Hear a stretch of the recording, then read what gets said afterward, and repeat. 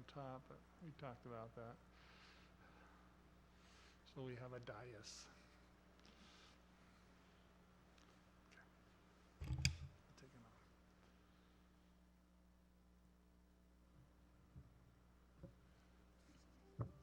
off. Good evening and welcome to a special meeting of the Oak Harbor City Council. It is Wednesday, August 5th. Normally our meetings are on the first Tuesday, but with the primary election yesterday, we have moved it to Wednesday, August 5th at 6 p.m. I'd like to call the meeting to order. I'd like to invite you to stand and join us in an invocation tonight led by Pastor Kevin Scott with the Seventh-day Adventist Church. Following that, I will lead the Pledge of Allegiance. Pastor Scott?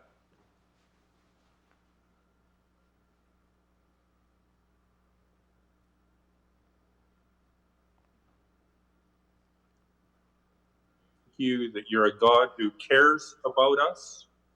I want to thank you that you're a God who listens and answers our prayers. Father, we have much to be concerned about today. I want to especially pray for those in Beirut that are suffering from the disaster over there. I want to pray for all those that are affected by the COVID-19 and those that have been affected by the COVID-19 lockdown, Lord. Father, at this time, our leaders in the world, our leaders nationally, and our leaders locally need more wisdom than ever before. And I pray for that wisdom for all of them tonight. Father, I pray especially for our local city council meeting this evening, and give each one of those members wisdom and guidance and direction as they make decisions concerning our city, Lord. Father, we thank you again that you are a God who hears us, the God who answers prayers, and we thank you for the wisdom provided tonight, and we thank you in Jesus' name. Amen. Thank you, Pastor Scott. Please join me in the pledge. I pledge allegiance to the flag to of the United States of America and to the republic for which it stands, one one nation, under God, indivisible, indivisible, with liberty and justice liberty for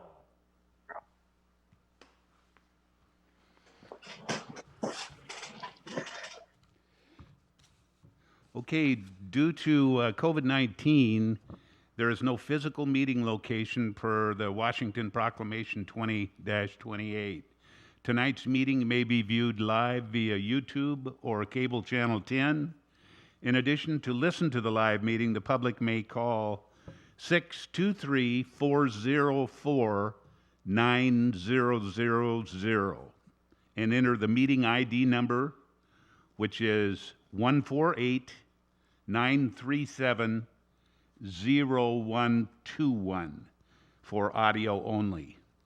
Council members and city staff are participating via teleconference. The staff sitting in council chambers, including City Administrator Blaine Oborn, and our support staff are all physically distanced at least 6 feet apart and will be wearing masks when they are not speaking. Mr. Oborn and I will remove our masks when we speak, as we have received multiple comments that wearing the mask makes it difficult to hear the speaker. I want to thank the public, City Council, and staff for working with us as we adapt to the requirements related to COVID-19. More details about COVID-19 and its impacts on city services can be found on our website at www.oakharbor.org. So I'd like to start the meeting then this evening with a roll call. And we'll start with Mayor Pro Tem Munns. Present. Councilmember Heisen.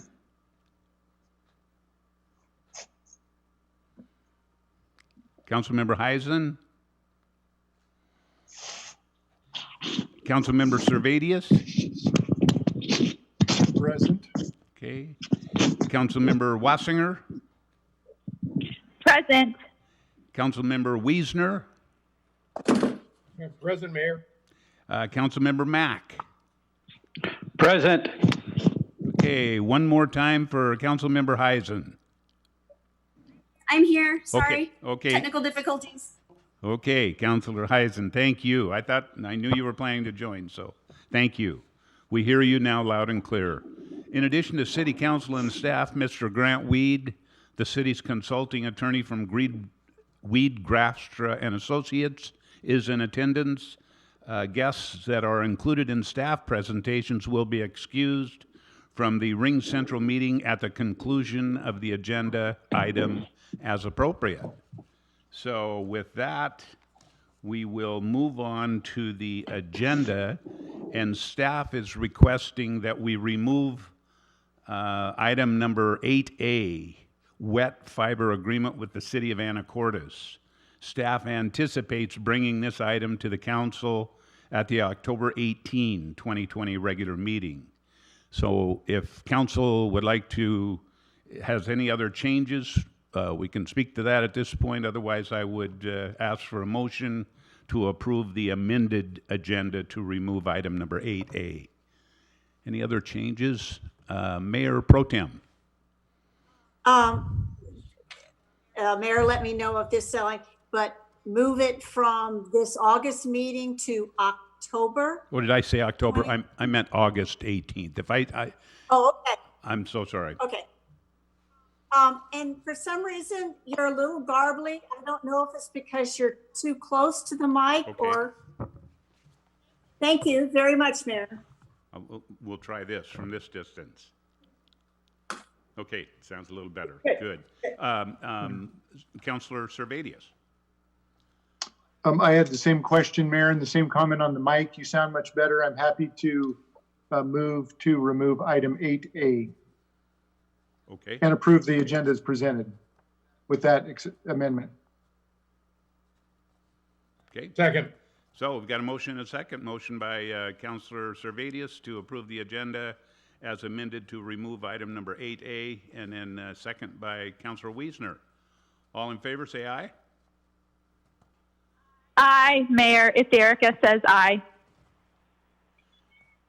And it looks like everybody else has agreed. Okay, we will move on then to our consent agenda. I think, yes, that's the next item. Any objections or changes to any of those items? If not, they will be approved as presented. Okay, looks like we're on a roll then. Mayor's comments, proclamation for open air Thursdays. Per the governor's latest update, we will expand and extend the physical distance vending through September 30th, 2020. This includes retroactive coverage for the whole city. Open air Thursdays, walk, shop, and dine in downtown Oak Harbor every Thursday in August from 3 until 7 p.m. Bring your family and enjoy the ocean air, local flavor, and shopping downtown. This is hosted by Oak Harbor Main Street Association, the Oak Harbor Chamber of Commerce, and the City of Oak Harbor. Looks like Facebook event page available. I've got a pretty long address there. I won't try to read that whole thing, but you can contact our public information officer, Sabrina Combs, for additional information. So with that, I will turn to City Council for comments. Council comments? Councilor Servadius. Thank you, Mayor. Just wanted to, I know that Mr. Oborn and company are aware of this, but if we could get on that August 18th meeting as well, a discussion about LTAC and opening that up. It's that time of year.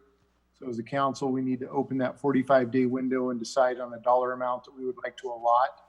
I know that Jessica was running some numbers for me today. I have not had a chance to review those, but those will be available to kind of give us an idea of what we've done in the past and what's available year to date. I think that most of the recipients probably carried over to 2021 since there were very few, if any, events that occurred this year. but it's still a discussion we need to have as to what we're going to do as far as the city. Thank you. Okay, thank you, Councillor. Mayor Pro Tem.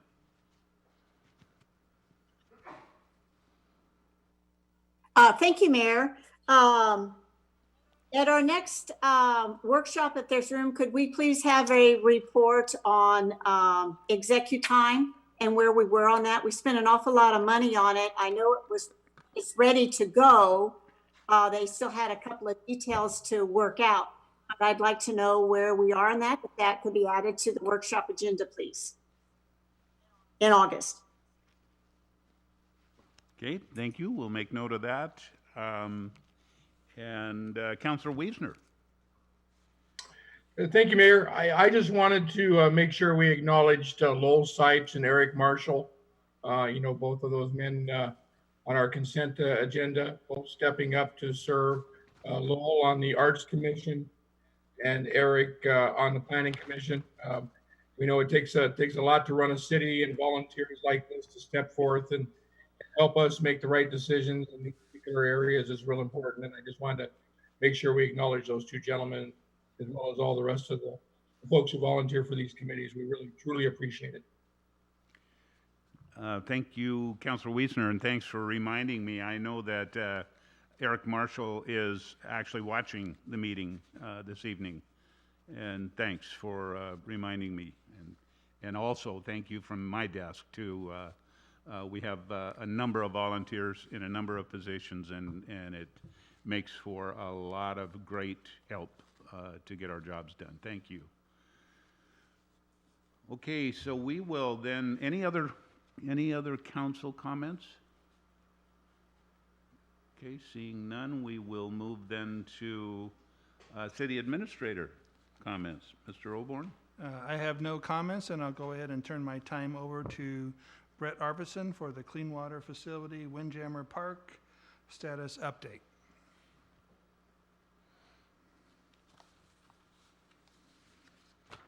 Yeah, this is Brett. I'm going to share my screen now.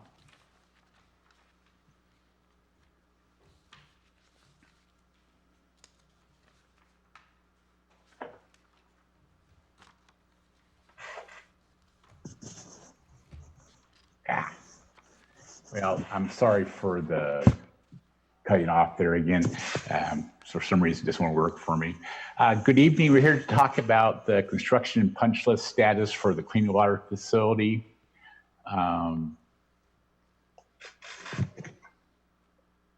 As you're aware, we put the facility into partial operation in 2018 with the dryer going into operation on September 2019.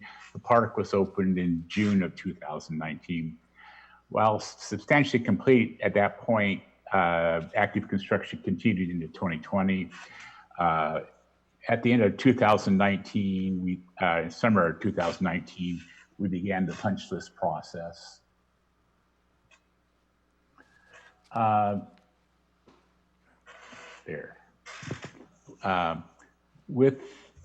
Excuse me. We're doing it on our end. Oh, you're doing your end? Okay, thank you. So, with 100 subcontractors and hundreds of workers, quality control on a project this size will require a systematic approach. Basically, until late summer of 2019, contract issues were considered incomplete contract work and corrective items. We really didn't try to formalize this is what it takes to get finished, which was what punch was about. So in the summer of 2019, please switch slides for me. 2019, we started to consolidate corrective actions and outstanding contract items into a punch list. It was getting down to where we could start to manage it. At the same time, we began to do our final acceptance inspections and get those things going.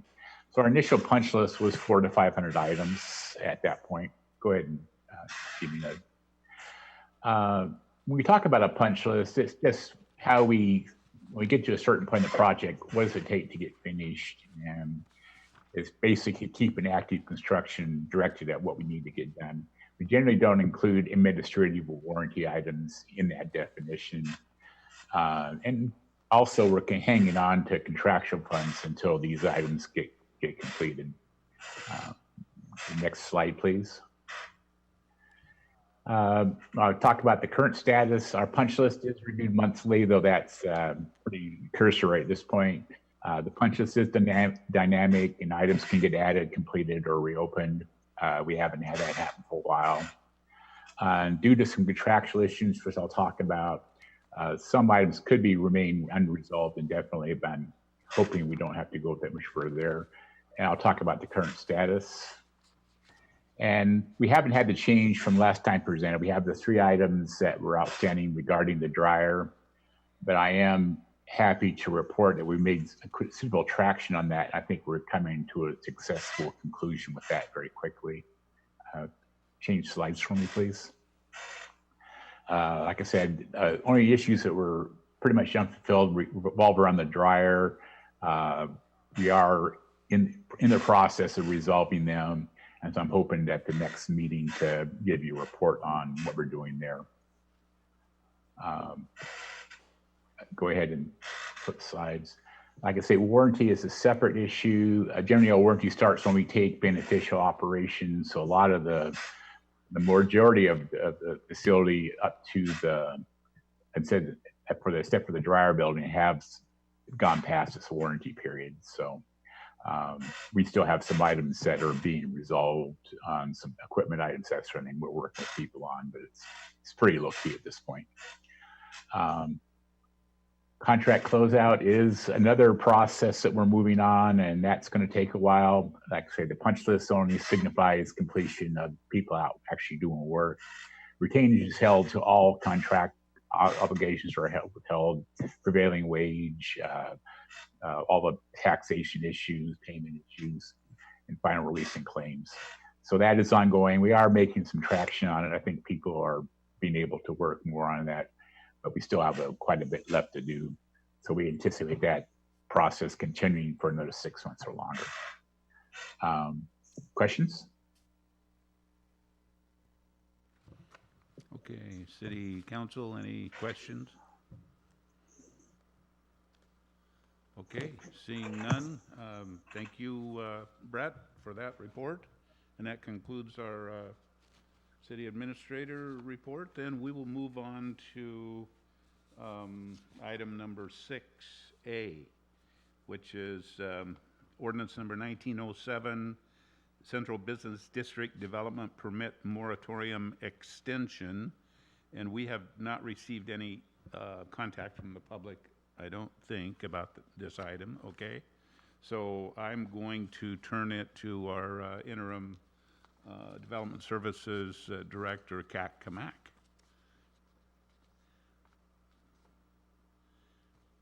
Thank you, Mayor. Kat Kamak, Development Services Director. So we are, I hope you can hear me. Okay, just want to check. Okay, thank you. We are bringing forward the moratorium extension which we had for the CBD district. And I will turn it over to our Associate Planner, Ray Lindenberg, and he will lead you through the discussion. Thank you, CAC, and thank you, members of the council and mayor. Can everybody hear me okay? I don't know if it's anyone else, but I'm getting a lot of reverb and feedback. I was hearing that a little bit too. Does this help any? No? Okay. Let me see if I can work on my settings real quick. I don't know if it's on your end because it's been whoever was speaking. Tim, is there anything you can do? Can we all get muted?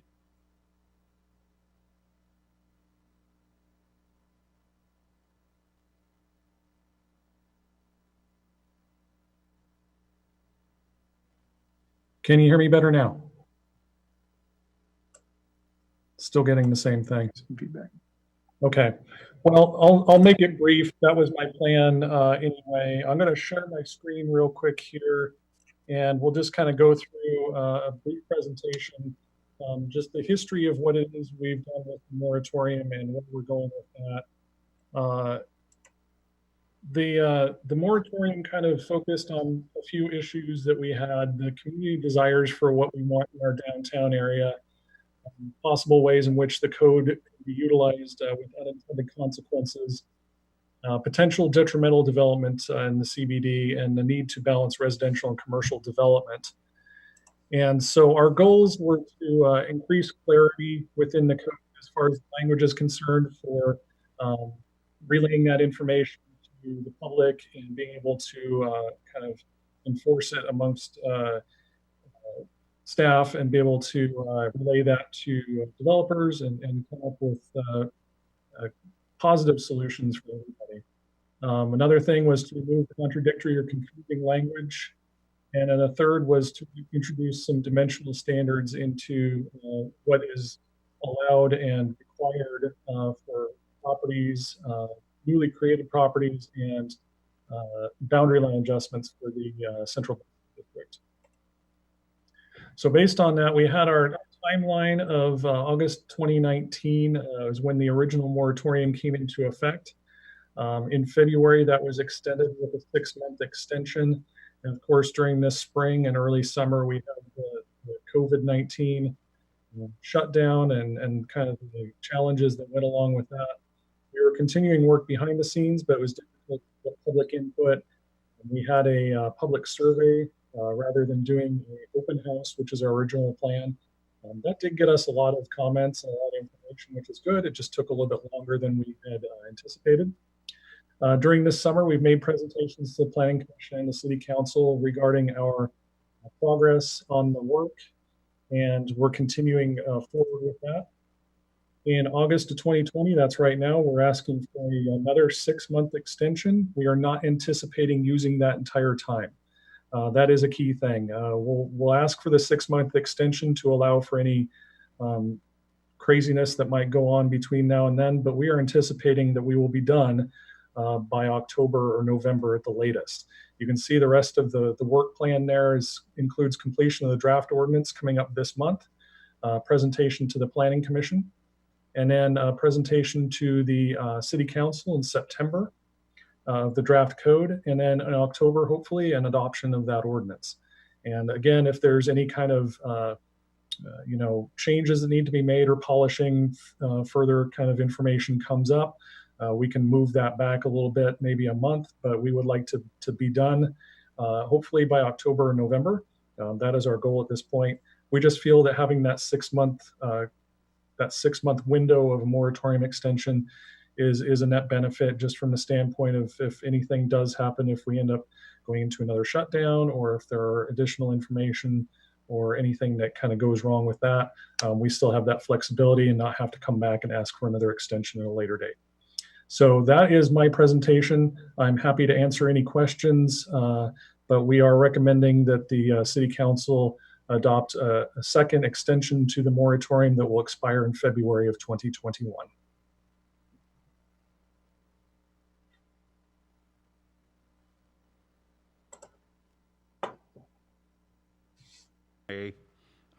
I don't believe that we've gotten any information from the public regarding this item.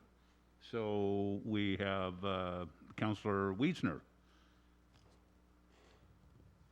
Thank you, Mayor. Ray, have there been any applications or any inquiries into anybody wanting to develop in downtown that we're holding up by not getting this in place?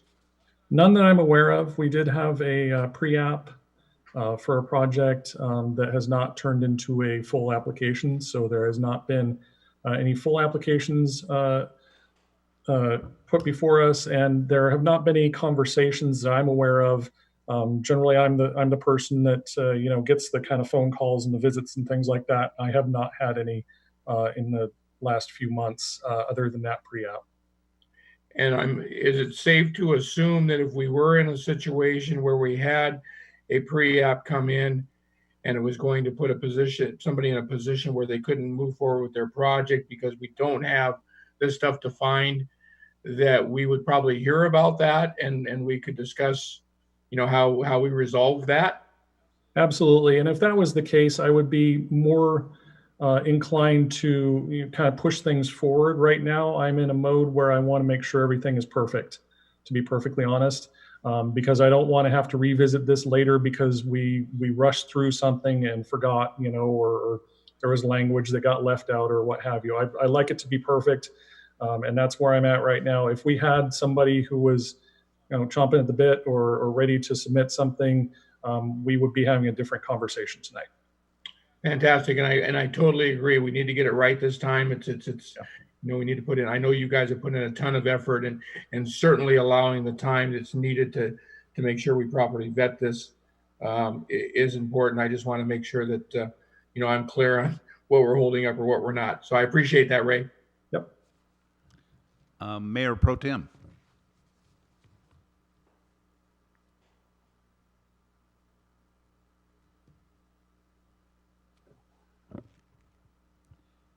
Can you hear me out there, Mayor Pro Tem Munns? I think you're muted, Mayor.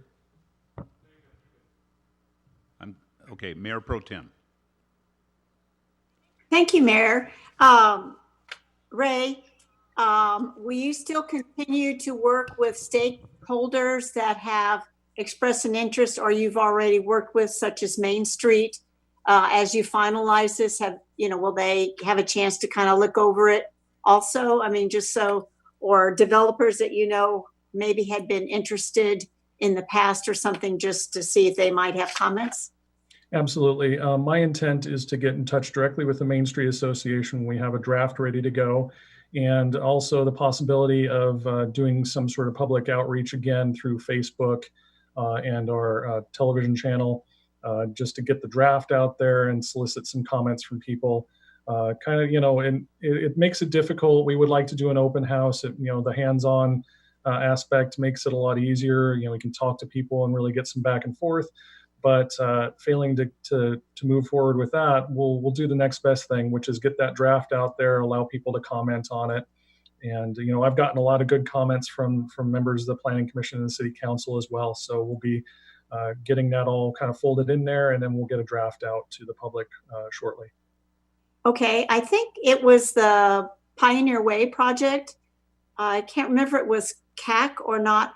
They set up a blog and with besides a public meeting, and I heard that they got more hits on that with questions or comments about design and different things. And so I didn't know, maybe is it too hard to maybe put your review thing on a blog? I'm just, how do you reach the most people? I just remember being surprised, and everyone was, I think there were like 35 or 40 comments, and usually we don't even get that many people, but someone on staff had set that up. And when we had our meetings, they said, oh, now we're up to 20 or so.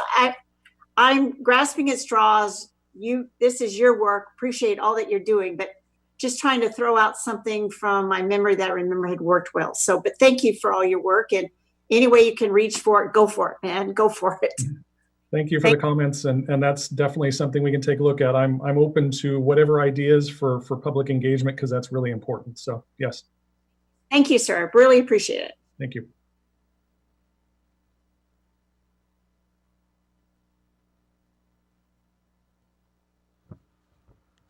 Councilor Servadius? You're muted. You're muted. Thank you. I was trying to tell you you were muted. Lisa, I wanted to say thank you. It's a little awkward, but muting that Chambers 1 mic has drastically improved the audio, I think, out in the field here, and stopping that feedback. I was going to make the motion, but then I saw Councilmember Heisen's hand pop up, so I don't want to interrupt her if she had a comment on this. But Ray, thank you as well for the work. And I don't know if we ever get anything perfect, but I appreciate, let's get it as close to perfect. Yes. So I'll yield. Maybe Councilmember Heisen has a comment, Mayor. Councilor Heisen, your turn. I was going to make the motion too, so go for it. No, so I'll go ahead and do that. Joel wants to second. I move to adopt ordinance number 1907, extending the CBD development permit moratorium for 6 months. Second. So we have a motion and a second to adopt ordinance number 1907, extending the Central Business District Development Permit moratorium for 6 months. Mayor, this is Grant, and I apologize if I'm a bit out of order, but this was noted as a public hearing, and I did not hear closure of the public hearing before. And if that hasn't happened, I would recommend that you close the public hearing, and then the motion that's been made can be entertained. Thank you, Grant. I appreciate that. And I believe you're certainly right. So if there are no other comments or input, and I'm not seeing any, I will close the public hearing at this time and go back to the, can we go back to the fact that we do have that motion now? Yes, it's a matter of record, so I Okay, think so- you can now So, allow council to go forward on the motion. okay, so we've got a motion and a second, as has been read a couple times. Any other input or questions? Seeing, oh, Councilor Servadius? Sorry, Mayor, errant hand. Oh, okay. All in favor, say aye. Aye, Mayor. It's Erica. Thank you. Okay, we got all six. That passes unanimously. Thank you very much, Council. We will then move on to item number 7A, which is ordinance number 1908, amending spending authority. And I think this evening Anna Thompson will present that. Anna? Good evening. Can you all hear me? Yes.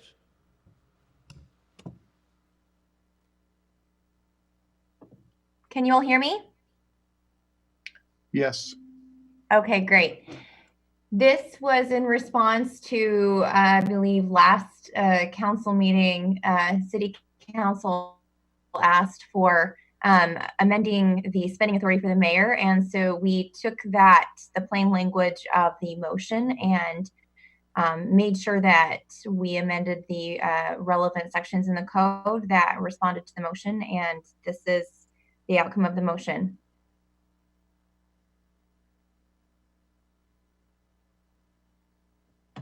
Did you, any of you have any questions as to how the resolution or the ordinance is written? Councilor Servadius. Thank you, Mayor. No questions, Anna, just Ms. Thompson. Just wanted to say thank you. It's exactly what I was looking for, and as instructed, thank you. Wonderful. Mayor Pro Tem. Thank you, Mayor. Anna, I guess a question. Thank you for getting this done. Appreciate it. I know it's been a tight schedule.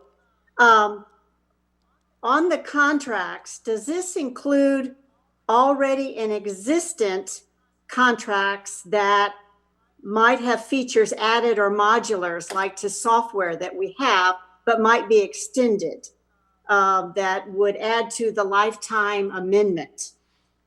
Would this be, sorry, Ms. Munns, go ahead.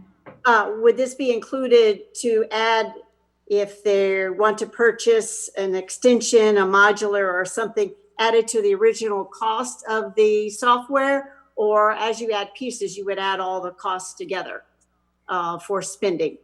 Yes, ma'am, I believe so. If we're going to be extending something that falls under these particular code sections on the professional services, mayor's contract authority, then if there were to be an extension on that contract, it would need to fall within the $10,000 limit.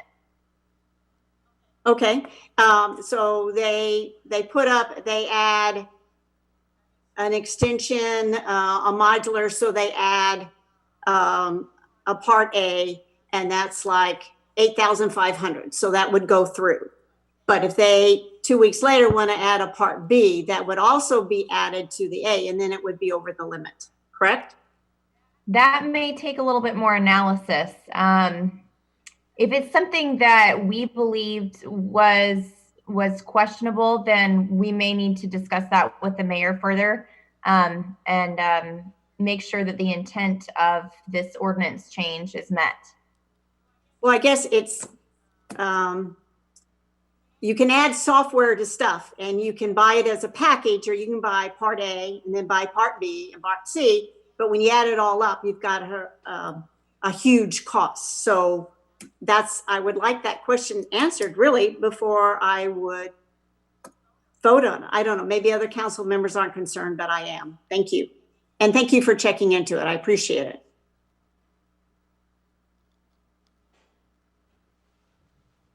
Okay, any other questions?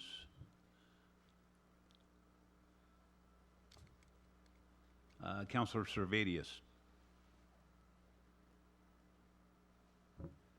I'll just, I guess, second what Mrs. Munn's thought there, that I would hope that if there was anything that was consecutively being purchased and put together, it would come before council. The whole purpose of this is to keep a tight eye on the finances through these times. So I'll just double check if there are no other hands up. I move to adopt ordinance 1908.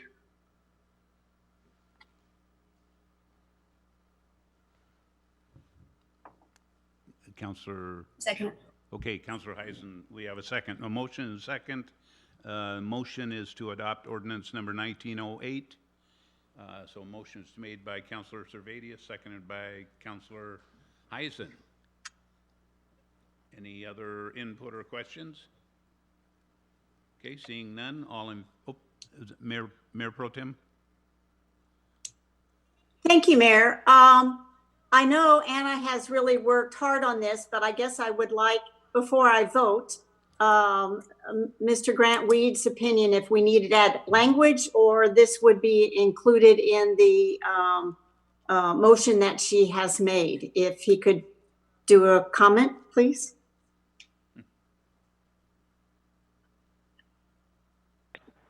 Thank you. As you were asking the question, I was diving into the city's existing code to see if there is any language that speaks to, for lack of a better word, aggregation of contractual commitments. So where you have a series of commitments made, you take the aggregate rather than individual increments. And I only had a minute here to take a 20-second glance, but I don't see language that specifically addresses that one way or the other. So if what the council's really looking for is clarity, there may be some need to take a look at further amendment, unless my quick look missed it. But I think that's the issue that's being raised. You're right, Grant. I think you're right on that. So if there is no such language in your code, it leaves it a bit ambiguous. Grant, since you and Anna know the legal jargon, could you suggest an amendment to this? And if we don't need it, otherwise I don't feel like I'm ready to vote on this tonight. Point of information, Mayor, that may help. Okay, Councilor Servadius. I don't know if this will touch on what you're looking for, but section 2.390.070. Yeah, I just landed on that too as well, Councilmember Servadius, and it does read, no contract shall be authorized by more than one person such that individual spending authorities are aggregated to exceed the $30,000 amount requiring city council approval.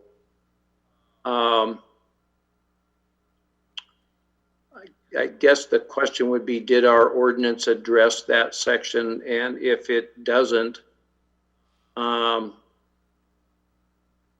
30,000 would need to be amended to. It has been amended in the code to 10,000. Okay. If we caught that in the ordinance amendment, then I think the issue of aggregation is adequately addressed.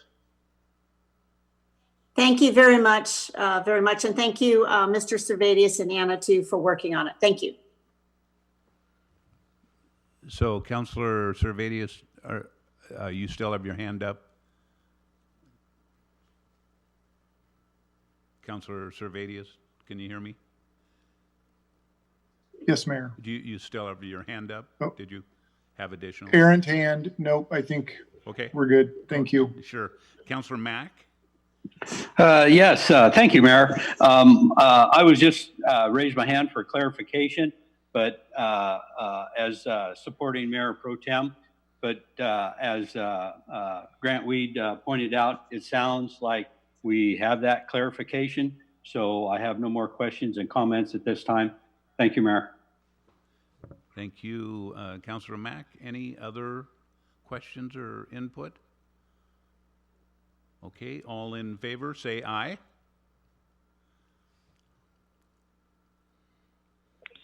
Aye from Erica Wassinger. Okay, that passes unanimously. Okay, thank you. We will then move on to item number 7B, Resolution 20-23, awarding the North Whidbey Island Small Business Relief Program grants for applicant initially disqualified by the CARES Grant Selection Committee. And I think tonight we may have a presentation by either Sabrina, well, it sounds like our Public Information Officer, along with Blaine Oborn, will make this presentation, our City Administrator. All right, I'll go ahead and start, and Sabrina's here to, our PIO, Sabrina Combs is here to answer any questions because she knows a lot more detail. So I've been very intimate with that, and I appreciate the partnership we had in doing this. So first of all, just to give you an update on the grant process update here. So we previously mentioned that there was some initially denied applications and that we would do further review of that, and that's what we've done tonight, and 10 of them are ready to be approved tonight. So we've updated and we'll just work them into the system here.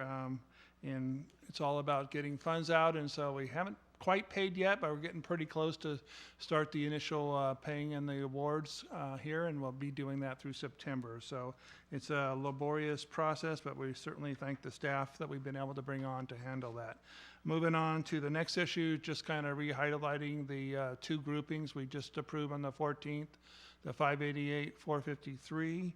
And then tonight we're asking you to approve 10 more businesses that after further review, portions of their applications were approvable. So we're asking you to go ahead and approve 65,770.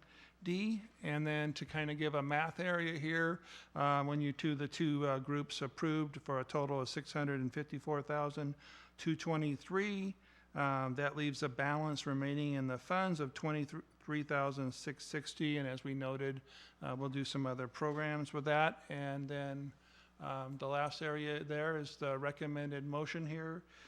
Recommend that you move to approve Resolution 2023, approving 10 business applications for the CARES Grant Selection Committee initially denied, and upon authorized review, met qualifications for a total grant awards not to exceed $65,770.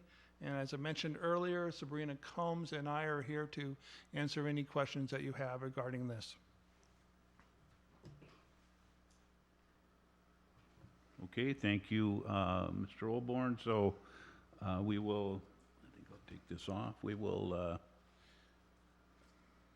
we have gotten no input from the public on this item either. And so we'll go to council, and we have a question from Mayor Pro Tem. Thank you, Mayor.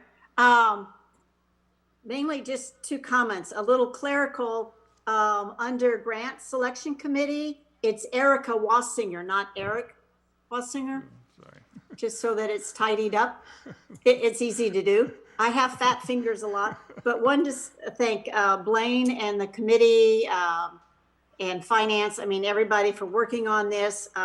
We truly are, Mayor, reaching your goal of getting out the money as quick as possible. And I'm so glad that they had a chance to review some of the applications that were denied. So thank you very much. Thank you, Mayor Pro Tem. Thank you, Mayor Pro Tem, from Erica. Councilor Mack. Thank you, Mayor. Administrator Oborn, could you go back to those numbers there? And what was the balance of remaining CARES fund? Sure, we'll go ahead and bring the slides back up. You're muted.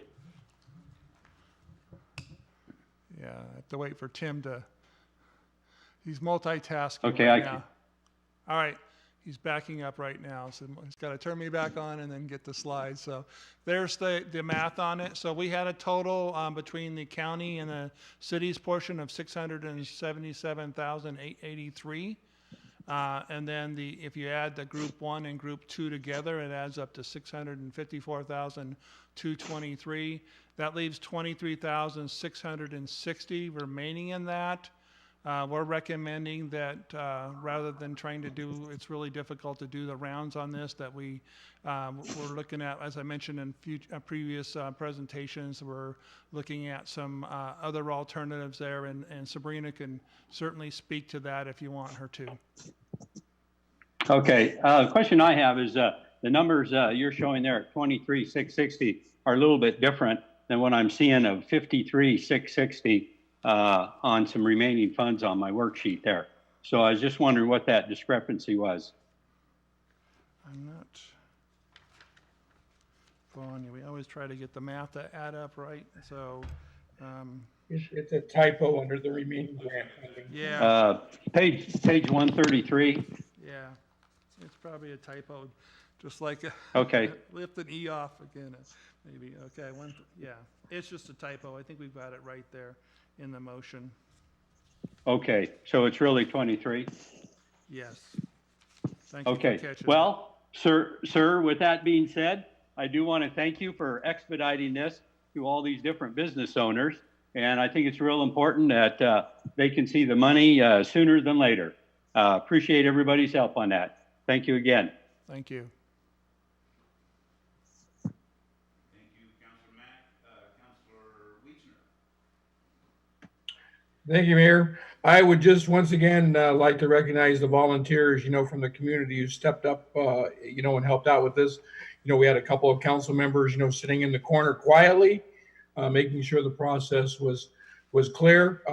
But all the load carrying and all the work were done by the local volunteers: Darren Cook, Bill Larson, Eric Marshall, Maria McGee, Wendy Shingleton, and Ronnie Wright. Thanks much. Couldn't have done it without you guys, and we appreciate you coming back for this second round and picking up the rest of these folks. Thank you, Councilor Wiesner.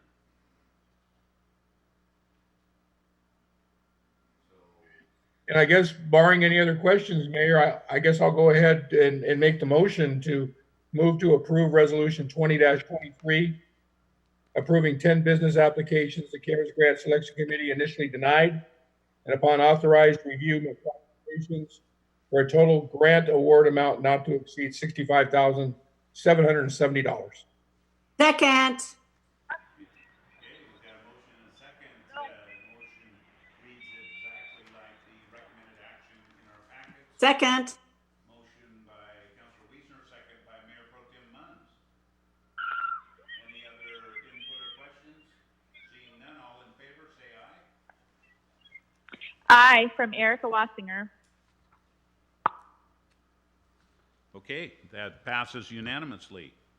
Thank you very much. Mayor, may we give a round of applause for the volunteers from the community that helped? Great idea. Thank you. Many, many thanks. Okay. At this point, we will move on to item number 9A on our agenda.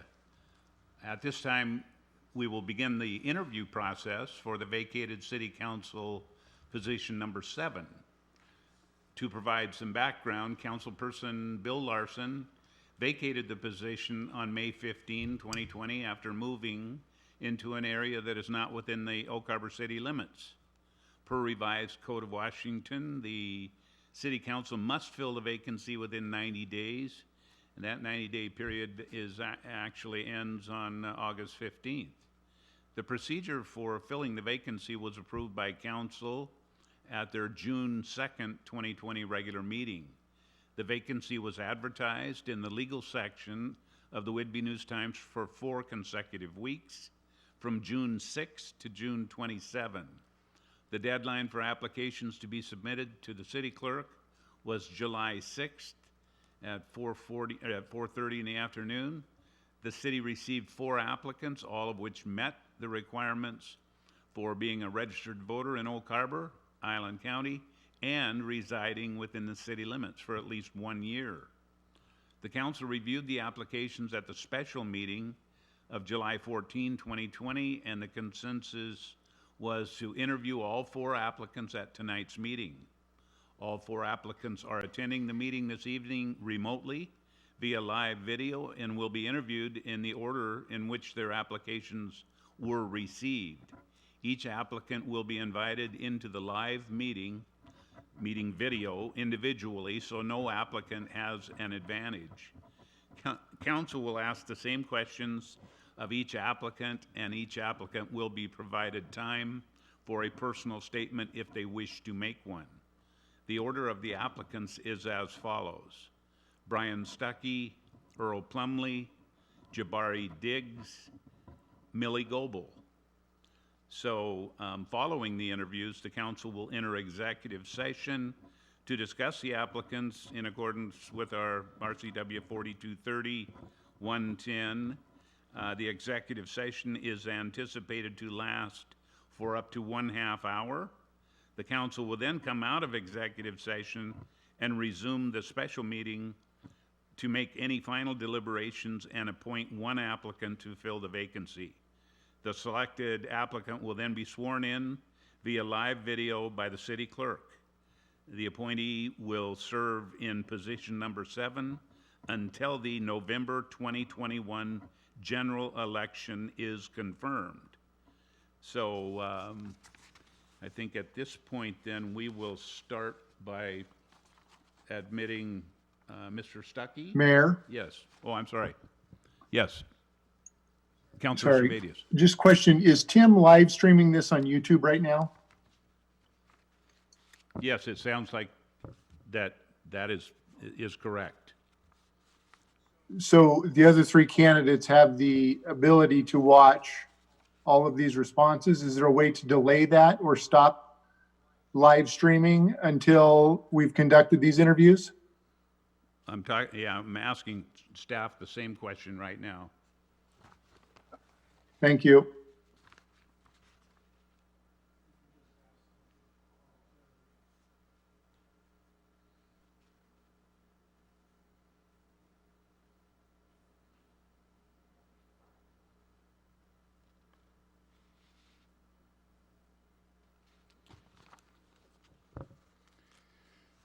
Really? So, yeah. I guess the short answer is we're not finding a way to do that. So, I'm going to lean towards our city.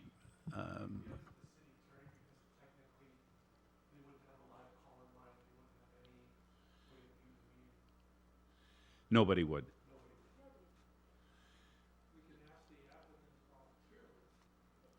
So we're being told that in order to do that, Councilor Servadius, we'd have to cut off the entire access to the meeting, which is a potential violation of our Open Public Meetings Act. And Mr. Weed, I see you're here with us, and you're probably waiting. Any ideas here to help us out? These are, this is a great example of the unusual times that we're in, because universally these kinds of interviews are done live and in person during council meetings. The concern I would have, even if we could stop the live streaming, is that the governor's proclamation requires public participation and the ability of the public to watch these meetings. And I'm not so sure if it's delayed, it would carry out the intent of that. And I don't know that there's a way technology-wise to mute the audio for the 3 candidates who are not being interviewed. So I don't have a solution for you. I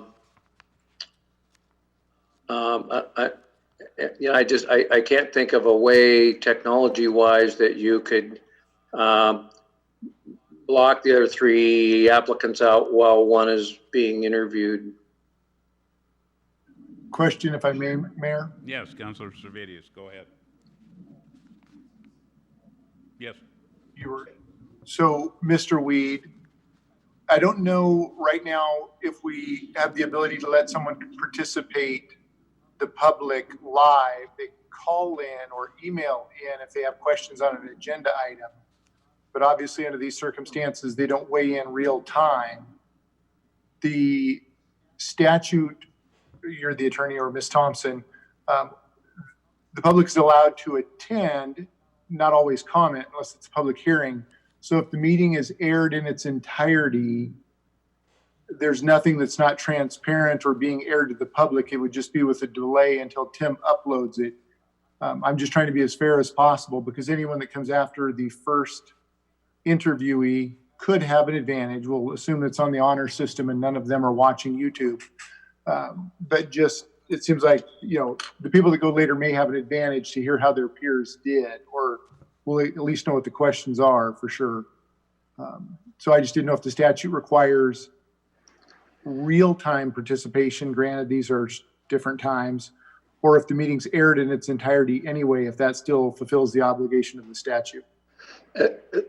That's a great question. And as I recall, having read the governor's proclamation and the attorney general's interpretation of that, I'm not so sure that issue is really addressed.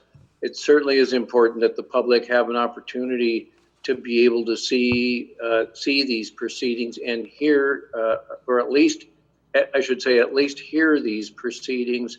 Not all public entities are live streaming a video. Some are just having telephone dial-up meetings. I can't tell you one way or the other, to be honest, whether delaying the live streaming would pose a problem for the city. I don't think it's really been addressed directly by the governor's proclamation or the attorney general's office. Councilor Heisen? Thank you, Mayor. This is a great example of the times that we're living in and the fact that we have to adjust on the fly, for sure. And I realize that in the past, when we've interviewed potential council candidates, they were not in the room and they came in one at a time. The questions that we have are pretty predictable. There's really nothing that's out there. I'm okay with just continuing the stream and interviewing them. I think that if we're gonna make any adjustments, we should err on the side of being open and public participation. So I wouldn't make a big deal out of the fact that the candidates at the end are going to hear the questions, because I don't think that there are really any surprises on the list of questions, personally. If we were at a candidate forum and running for office and we were all sitting there, we would know what the question was. So anyway, I don't think it's a big deal. I'm happy to proceed the way we are. Thanks. How about any other input, any other feelings? Otherwise, how does the rest of the council feel?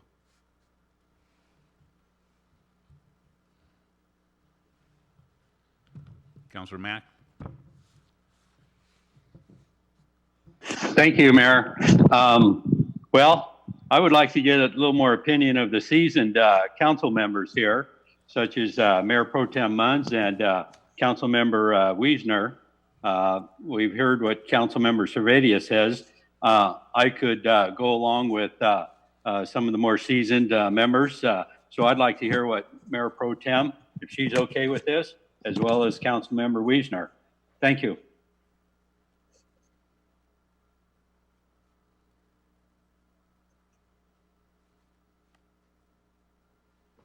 Go ahead, Mayor Pro Tem Munns. Thank you, Mayor. I appreciate that. Councilman Servatius made a good point. We're used to doing where one candidate comes in and then they're extracted and down the hallway in an office and the next one comes in. So it could put the first interviewee in a different category, but yet when you go to a forum, as you know, Mayor, we're all out there in the open and the questions come up. So I guess we have to change with the times. So I'm guessing it's okay. I mean, really, the questions aren't that hard. I just hope each candidate will answer truthfully and not try to play the system, so to speak, by hearing another candidate's or a couple of candidates' answers and then wanting to either tag on or, something else. So just pray that everything turns out how it's supposed to. Thank you. Thank you, Mayor Pro Tem. Councilor Wiesner? Well, I appreciate Mr. Mack. That's my opinion. He probably saw me sitting here and I keep staring at these questions, and because it is important that we are fair to each of these people who have stepped up and offered their time in this super high paying position. I guess, my thought is it's really not fair for the candidates who get a 10 or 15 minute period of time to think about the answers to the questions. They're obviously going to be able to deliver those answers probably more clearly and distinctly after being able to think about them than the first candidate coming out who isn't going to have that period of time. So with that said, hindsight says to me that obviously we should have brought these three candidates down to City Hall. We should have had them sequestered in individual rooms for safety, and then we could have brought them into a room one at a time to answer the questions. Then we know that the other candidates aren't in a room with YouTube, right? But and that would have been the fair and logical thing to do if we would have thought about it. But certainly crazy times. The only way I could think to really even this up to be 100% fair while being transparent is if we were to supply all of the questions to all of the candidates in advance, right? I mean, the first candidate is going to be at a disadvantage. Now, with that said, is that something that's acceptable? Is it that is huge of a disadvantage that I'm just totally adamantly freaked out about it? I don't know that that's the case, but I want to be clear that the first candidate will have a disadvantage to the other candidates, even though some of these questions could be anticipated. How the questions are worded and how they're delivered will certainly give the other folks the time to think through their answers and be able to deliver them clearly. Ideally, what we should have probably also done, we could have delivered these questions to everybody, like 30 minutes ago, right? And then had, everybody would have then had a little bit of time to think of the answers. But, I'll acquiesce to the rest of council. We do need to get somebody in this position. I'm going to wait to hear what Mr. Servatius has to say in response, because I think we're both thinking the same way. There is a disadvantage had there. It's just how big a disadvantage is that? Oh, hey, Mayor Severance, it's Erica Wassinger. I know I can't raise my hand, but. Yeah. One second, Erica. Okay, no problem. So the first four questions have been made available to all the candidates. So questions number 1 through 4, the candidates have those. The clerk has just informed me of that. So that might make some difference here for the process. Solves my concern. So to an extent. I'll go back to Erica. Oh, yes, thank you, Mayor. How long ago were they given the questions? They were given the questions when they applied. Okay, so these are the same. Okay, just in there, they are basically the same. I was just along the lines. I went through this process. I think the least amount of time ago from everyone, and I did have to sit in the room, the quiet room, as we called it, and I was last to go. So I too feel it would be fair to let them all have equal opportunity, advance notice of the questions in time to think about it if we're going to continue on. So I appreciate knowing that they all have the questions, and that's all I have. Thank you. Thank you, Councilor Wassinger. Councilor Heisen?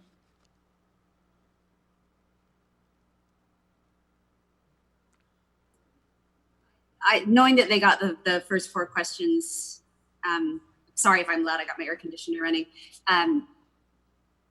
makes me feel a little better. I was wondering about this prior to the meeting, how this was going to work. And, this is something that we should have anticipated. And I'll wait until everybody else comments to finish. Thanks.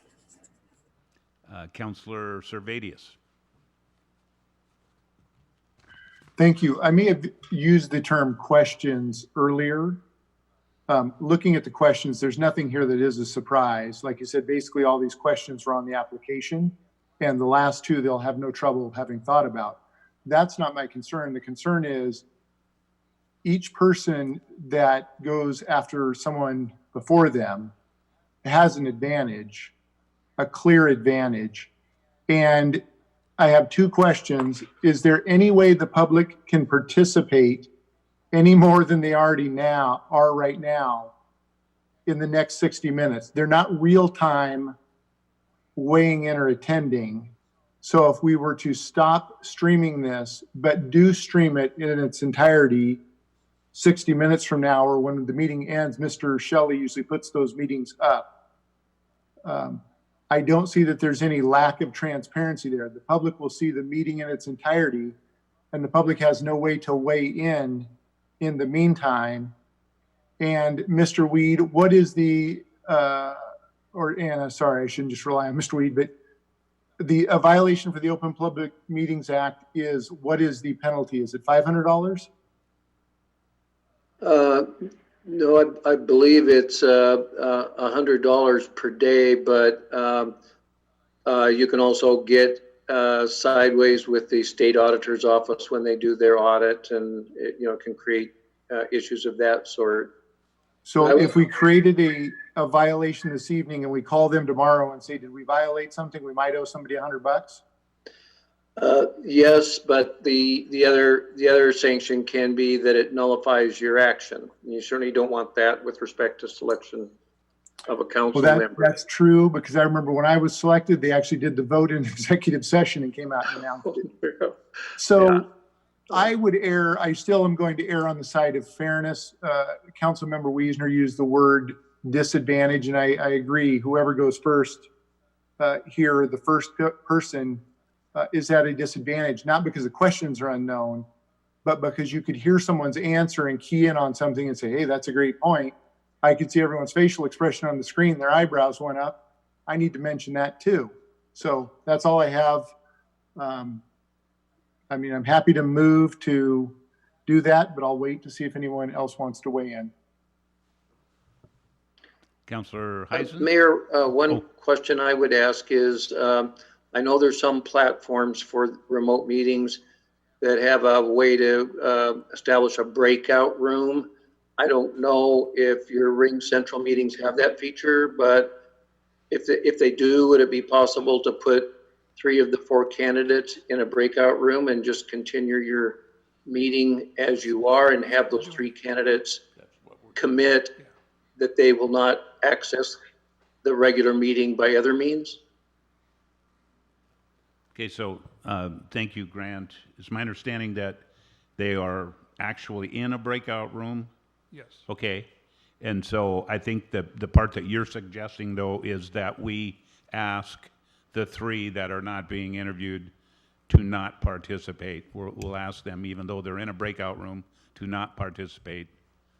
And it'll still be the honor system, I assume, in that regard. Or, Yeah, and as I Mr. think in your interview, you can certainly ask each candidate, did you listen to or participate in listening to any of the other candidates' responses? And they're going to be on record as having responded publicly. Can we invite them all in and then ask them? So that would be one way to do it. Another way to do it would be, as Mr. Servatius suggested, Councilor Servatius, that we stop the live streaming for a period of time, an hour or something like that. So, what is? Oh, staff is giving. We can ask them to dial into a separate meeting with Sabrina while they are waiting. So that we could ask them to, the three that are not being interviewed, to be in a separate meeting with Sabrina. I can do that, and I can set it up, Mayor, so that they can sit in a room with me and they can be talking or not talking to me, but I can see that they're not actively participating with what you're doing in the main meeting. So we'll do that. How's council feel about that idea? Okay? A virtual receptionist, that's what I can be. Virtual receptionist. We'll add that to your title. Sounds good to me. Oh, okay, that's okay with you, Councilor Wassinger? Yes. Okay. Yes. How about? In fact, Steve was in the room with me when I was waiting, so it was helpful. So. Eric, tell you, Joe. Whoops. Mayor Pro Tem? I think it's fine. Does Sabrina have jokes or short stories she can entertain them with? I'll tell them about CARES. How's that? Oh, boy. You can read them a good ordinance or something, okay? Councilmember Mack is okay with all of that and ready to proceed ahead. Thank you. Okay, so at this point in time, we will ask the other three to communicate with Sabrina. I guess she'll give us a thumbs up when she's speaking to them. I'm going to set up the Ring Central meeting. I just need their contact information from the city clerk. I can't hear you. Lisa's working on it. Okay. Okay. Okay. Oh, okay. So we're going to admit the 4 candidates at this time into this meeting, and then we will ask them to, 3 of them to meet with Sabrina while they are waiting.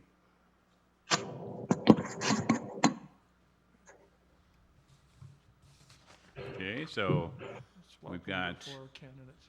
I see we've got our applicant, Mr. Stuckey, our applicant, Ms. Diggs. We have our applicant, Mr. Plumley. So we're still waiting for one more. Their applicant, Ms. Goebel. So welcome to the all 4 applicants. We were discussing just how to go about this next process. What we will be doing is beginning our questions first with Mr. Stuckey, who actually made application first. We're going to ask then the remaining 3 to tell me how this works again, Lisa. We'll be separating the remaining 3 into a separate meeting with our Public Information Officer, Sabrina Combs. So the 3 of you will be talking to Ms. Combs while Mr. Stuckey answers his question, and then we'll alternate and bring Mr. Plumley on and communicate with him about questions, and the same with Ms. Diggs and Ms. Goebel. So any questions about that process? Okay, so the next point is, or the next dial into meeting Sabrina. And Lisa just put the link in your comment? Mayor, Yes, Councilor Heisen. can we take a brief recess while Lisa and Sabrina and the candidates are getting themselves organized? That's fine. We'll recess for what, 5 minutes? That work for you? Okay, brief recess. We'll keep the 4 candidates, and then we'll see the 3 into a separate meeting with Sabrina. And Lisa's working on that, right? So they need to log off, the 3 of them, and then look for so the 3 of them need to log off. Okay. So if we can have the 3 that are not going to be first to log off and then look for the link to the meeting with Sabrina, and then you'll have to come back to the chat. It's in your chat. If you look in your chat, the link is there. I should be able to click on that. That'll take you to the other meeting, and then we'll come back. And so sorry we're still learning with new technology here, so we appreciate you standing by. So if we can have the 3, candidate Gobold, Diggs, and Plumley sign off from here, and then look on your chat, and you can go over, or actually if you go over to the other meeting, you close this meeting out, and then our first candidate can stay on. Lisa or Sabrina? Sorry, Mayor.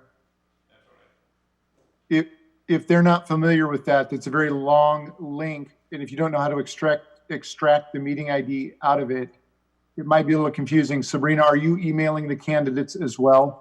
I'm doing that right now. Sorry. Thank trying you. to toggle back and forth, but thank you. Yes.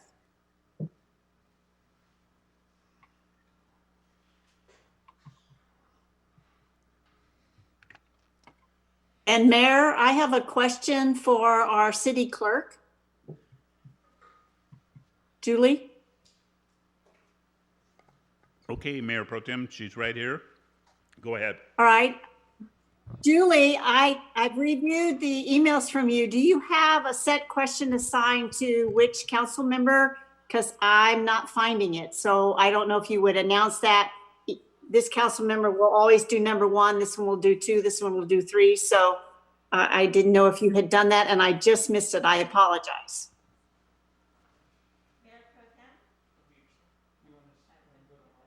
Yes. Thank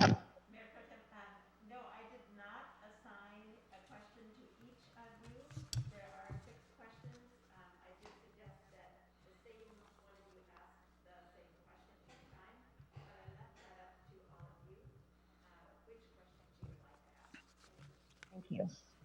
So, Hey, you guys, it's Erica. I have a kind of a delay. Well, I have to unmute myself since I called in, and it's a pain. It kind of gives me a little bit of a delay. So if it's okay, I'd like to do the last question. and Mayor Pro Tem, would you be comfortable doing the first question? Yes, Mayor, I would. Okay, then No problem. I will go to you first. Councilor Heisen next. Councilor Servadius, number 3. Councilor Wiesner, number 4. Mack, number 5. And Councilor Wassinger with the last one.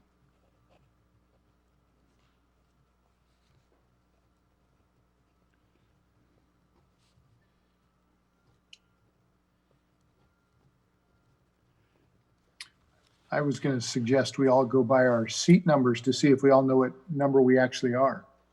Well, that'd be a good test, wouldn't it?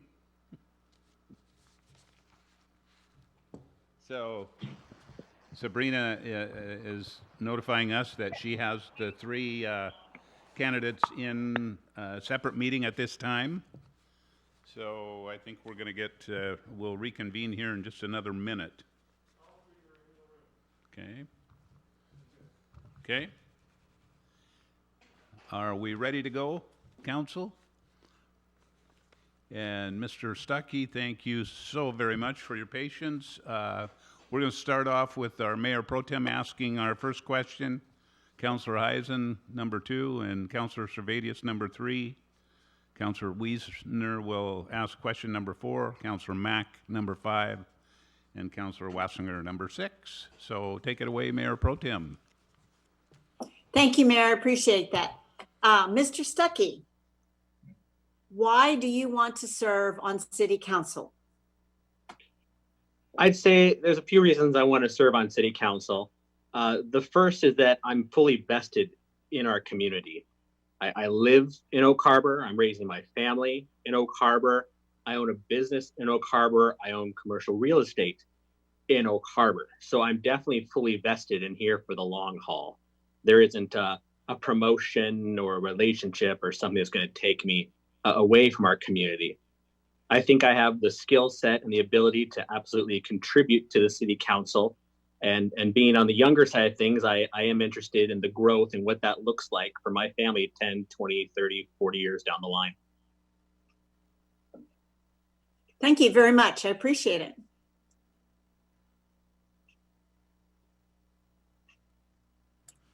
Hi, Mr. Stuckey. Thank you for being here. What experiences, talents, or skills would you bring to the council and community that you would like to highlight? Sure. And I'd like to tell that in two stories, if I may, and I promise I will be brief and not talk your ear off here. In March 21st of 2017, my life changed dramatically.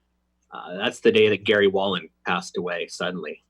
And I find myself going from funeral director to running the business just like that. And I had a lot of obstacles I had to overcome.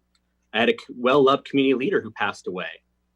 I had Martha Wallen, who was grieving, who just wasn't able to be here. Just a few months after that event, the two funeral homes on the island, Burley's and Visser's, both closed as well. So I contacted the company that owned those two businesses, who I used to manage funeral homes for before I came to Oak Harbor, and worked out a deal to purchase those assets, phone numbers, and the prearranged funeral files, which were going to go to Bremerton, which would have done no good for the folks here on the island. We added staff from both of those locations, and we added a second location in Freeland to serve those that were there. So there were a lot of moving pieces going on. On top of that, I was working on creating a business plan to purchase the business formally for Martha Wallen, which had its own struggles.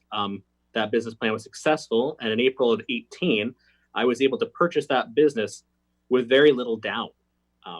And through that, I also had to create a budget 3 years out, which, as you can imagine, with two closed businesses that we acquired and Gary Wallen passed away, was not easy to do. But I'm happy to say that that budget was within 5% 2 years in a row with all those unknowns. The second story involves Rotary. After about 6 months, I was made president-elect. Ron Wallen put me up for it. I'll be honest, I wanted a little more time, but if you know Ron Wallen, you know he's a hard man to say no to. Well, here I was. After 2 months of being president-elect, our president left for business for 6 months, basically dropping this in my lap. And I knew I had to step up. So I contacted different members of our Rotary Club and talked to them one-on-one. We found new plans, new ideas. We tried new events that we never did before. Some of them worked, some of them didn't. We worked out a written plan to move our club forward where we didn't have much direction before. We also had a budget that was in the tank. And those of you who are in service clubs know sometimes you're paying more to meet with your breakfasts than you actually are bringing in to pay for it. So we worked out a deal with the Kiwanis, who was in a similar situation, to, in a sense, merge our clubs, alternate who was running the meeting, and put our funds together. And through that, we were able to continue meeting and make a little bit of money on the side. So if the question is, what sort of skills or experiences do I bring? I would say proven leadership, communication, budgeting, negotiation. But I think the highlight is being given a task that maybe I'm not fully ready for and just say, go with it. Much like this city council appointment, you're becoming in the middle of a budget year. There's a lot going on, but I think adapting to change and just doing the research and jumping in is one of my specialties.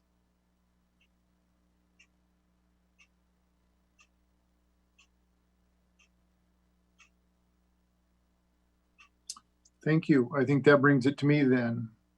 Once again, thank you, Mr. Stuckey, for applying. My question, are there any regional issues or forums in which you have a particular interest or expertise? For example, transportation, water supply, human services, water quality, fiscal management, solid waste, parks and open space, etc. Well, that's a long, lengthy list there, let's be honest. There isn't one single issue that I'm just bent on. Certainly the growth of our city, which everyone kind of agrees we need to go that way. Coming out of COVID, there's a lot of things going on with that. Budgeting. I know we're only about 4% off on our budget. It's not much, but something to consider.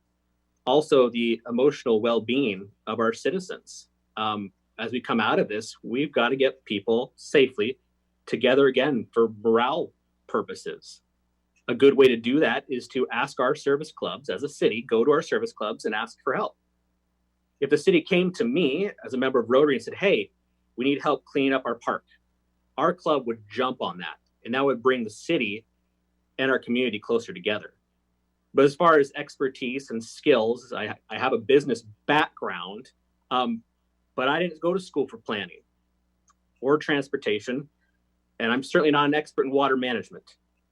But I've spent the last month and a half talking to city employees, council members, developers, the people who are. And I think taking that time to talk to those members, do my research, compare it to our city code, and take that information and making an informed decision, I think would be my skill more so than my expertise in any one particular issue. Thank you. So Brian, I've got this next question, but I think you just answered it, right? And so I'm going to kind of go back to Councilor Servatius's question just a little bit and just, talk a little more regionally, right? We are, of course, a city and we're a city council. We're responsible here for the city, but, we have regional issues going on around us. Is there anything in particular going on around us regionally that you're concerned about? If what you mean is not exactly in Whidbey Island itself. Yeah. I do. It's a tough time right now. Black Lives Matter movement, things like that. There's a lot of dissension. Thankfully, we're kind of isolated on that, but that can trickle over to us. And I'm not saying that things are bad. We need to have discussions. But that is something that could come here and take an impact. We have had small protests here, which I don't think are bad at all. But we need to find ways to bring our community together if that sort of thing trickles back over to us. And of course, there's always the military. There's bases all over our region, and what those bases do affect our base here. As everyone knows, our base in Oak Harbor, hopefully more often than not, are like this. And so we need to pay attention to what's going on with the military around us. Thank you.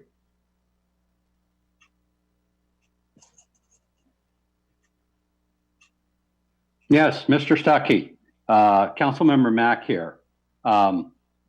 Question would be, what do you consider to be the most important single issue our city faces when it comes to long-range planning and our city's future? If we're going to go with one issue, I believe it would be growth. And I don't think that is any surprise to anybody here. It was interesting as I talked to dozens of members who work in our city, people on this council, people in this room, we all agree we need to grow. It's what does that look like? Can we grow with an identity? Are we a Navy town? Are we a tourist destination? Are we a little of all of these things? And expand upon growth, housing. I know that's something we talk about, and that's something that I hope would be obvious to many, but affordable housing, if it's defined as 30% of the median income, it's about $1,300 a month. Well, when I moved here 4 years ago, I was looking for any house under $300,000. I took a loan out for $260,000, and my monthly payment is about $1,390. Well, you do that math, find me a home that's $260,000 that is anywhere anyone would want to live, and it's going to be a difficult thing to do. So growth, working with people to develop our community in a logical fashion, growth financially, growth with housing, growth with development. Thank you, Mr. Stuckey. Hi, Mr. Stuckey. Thank you for being here and applying. So I have the last question, and that would be, is there anything else that you would like to add? I would say my intent was to run for city council next year. So this wasn't, let me throw my name in the hat and see if this works out. This was my intent. This is a great opportunity. And I've learned a lot in the last month and a half by talking to so many people in our community and so many people in the city. Whether or not this opportunity works out for me, I've still learned a lot.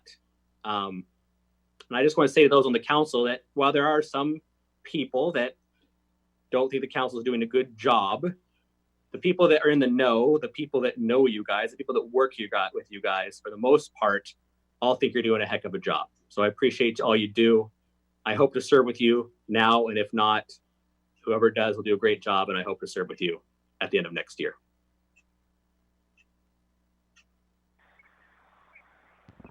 So, thank you. Thank you. Yes, thank you very much, Mr. Stuckey. So what we're going to do is move him into a waiting room that is now part of this room. He won't go back to the group with Sabrina, and we'll do the other three candidates the same way. And do you want me to log off and then log into the new link? No. Okay, I'll wait here. What does he? You're looking forward to hearing about some codes from Sabrina. Okay. He actually won't be with Sabrina, but, and you're doing that right now, Lisa, right? Okay. Good. Our next candidate is Mr. Plumley.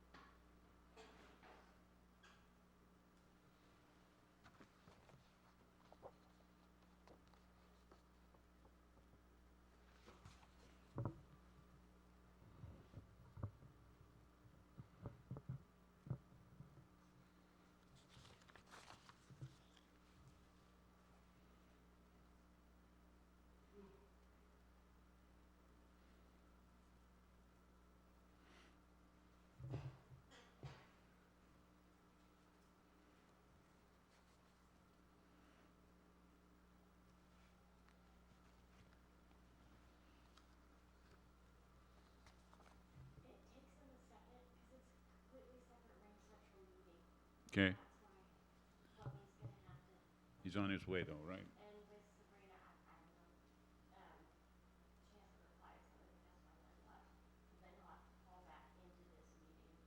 Yeah.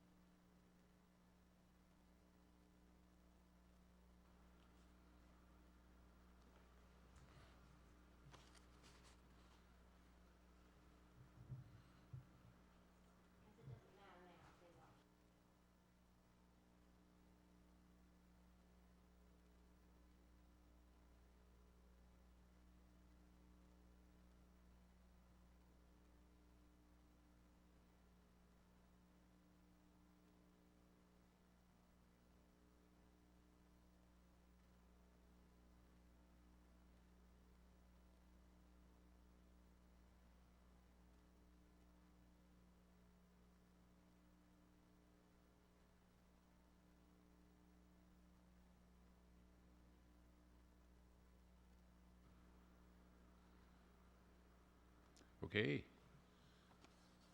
See, Mr. Plumley has joined us.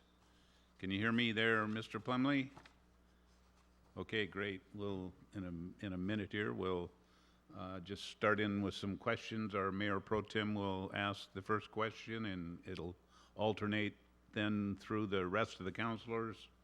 And does he need to unmute? Okay, he's still muted. Mr. Plumley is. Okay. Mayor Pro Tem, go ahead. Oop, I can't hear. can't hear you there. There we go. Good evening, Mr. Plumley. Why do you want to serve on City Council? Thank you, Mayor Pro Tem. Good evening yourself. You know, one of the reasons that I moved here was because I wanted to go to a place. I lived in San Diego, and after the military, I wanted to move someplace where I could raise my family. Shortly before I moved here, I finished my public administration degree, wanting to work in the government field at some point after leaving the military. And now seems like the right time to do that. My kids are getting older. They need less of me. My job is one that affords me a certain amount of flexibility. So I haven't really had any service since leaving the military, and I'd like to get back to doing that. Thank you very much. Thank you. Hi, Mr. Plumley. Hi. What experiences, talents, or skills would you bring to the council that you'd like to highlight for us? Well, I've led teams as small as 3 and as large as 300. I've commanded boats at sea. I've been in a lot of situations where there's not really rule books for them. So I bring a lot of ability to think critically. I bring the ability to be extremely flexible, creative with solutions. And I spent 10 years of my adult life living in a foreign country in Japan. So I like to think that I can recognize and understand and appreciate diverse perspectives.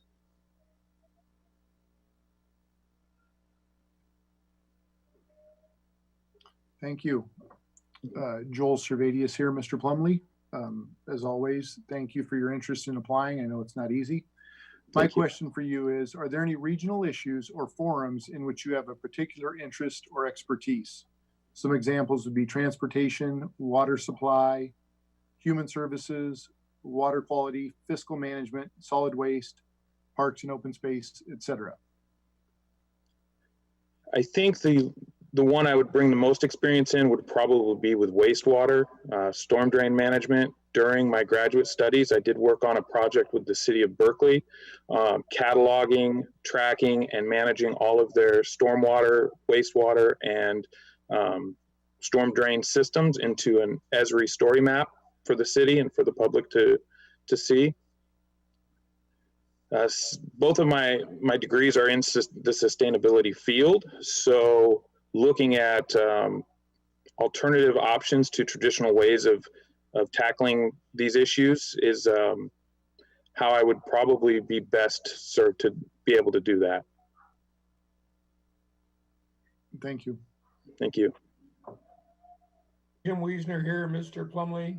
Good evening, and I'd like to thank you for your past service as well as your willingness to step up and go through this interview process tonight. Do you want to serve on the city council because of a particular local issue on which you want to work, or are your interests more broadly distributed? They're definitely much more broadly distributed. I do keep track of both local and national as well as global. I tend to want to focus more on the social aspects of our communities, special needs, services for special needs. I have 2 special needs children, so I recognize the challenge that comes from that. I also recognize the challenges that lower income community members face, and so I know that housing in this area is an issue, but it conflicts at times with a desire to keep the small town feel. And I don't have a specific item that I would be looking to work on, more so broadly. Thank you for that. Thank you.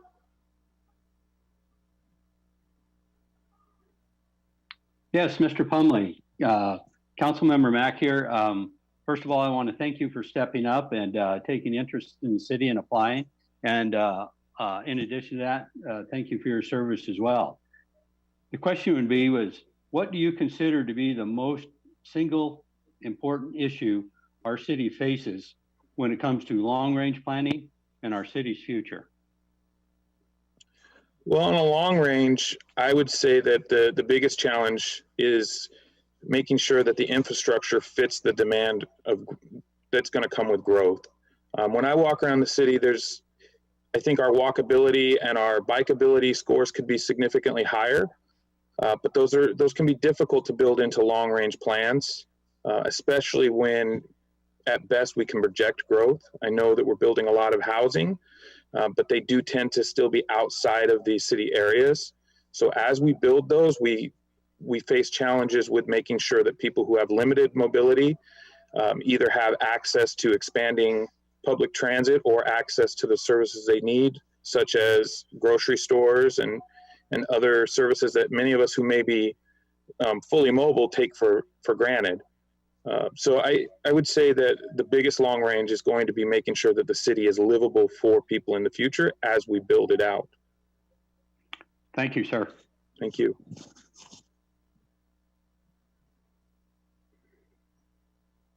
Hi, Mr. Plumley. Erica Wassinger here, and I have the last question. Is there anything else that you would like to add for us this evening? Not on my candidacy, no, but I would like to say thank you to the people who have helped me over this last process. Miss Lindsay and Miss Felix have been amazing in helping. Administrator Oborn was very gracious with his time to sit and speak with me for an hour. So, I consider this an honor, and I recognize that I tend to get nervous in interviews and may not have put my best foot forward, but I really appreciate the opportunity. And if I am given this opportunity, I will do everything in my power to make sure that I uphold all the standards and the ideals of what this role is.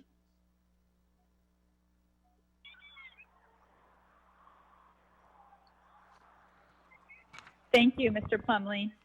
Thank you. And I too would like to thank you, Mr. Plumley. We're going to actually put you in now a waiting room that is part of this meeting. So I believe that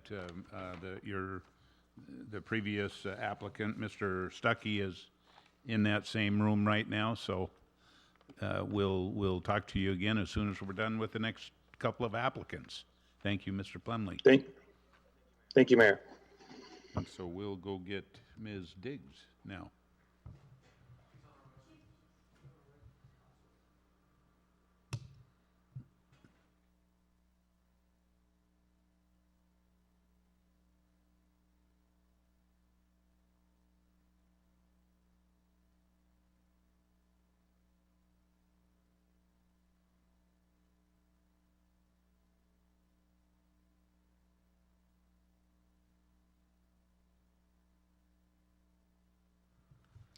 So welcome, Jabari. We are about to turn it over to our Mayor Pro Tem, who will ask you the first question, and then the councilors will alternate after that through the 6 councilors. Thank you for being with us tonight and your interest in City Council of Oak Harbor. Go ahead, Mayor Pro Tem. Thank you, Mayor. Good evening, Ms. Jabari. Thank you for applying. It is nice to have more than just one candidate for a position. My question this evening is, why do you want to serve on City Council? Excuse me. So I am interested in serving on City Council so that I can provide a different perspective to the council. And I say a different perspective because I noticed there is no people of color on council. And I would like to be the link between those communities that aren't necessarily being represented.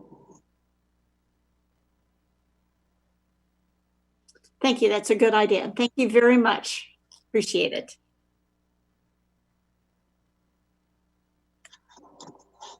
Hi, Ms. Diggs. Thank you for your interest in being here. We appreciate it. Thank you. My question is, what experiences, talents, or skills could you bring to the council that you'd like to highlight for us? Well, I'm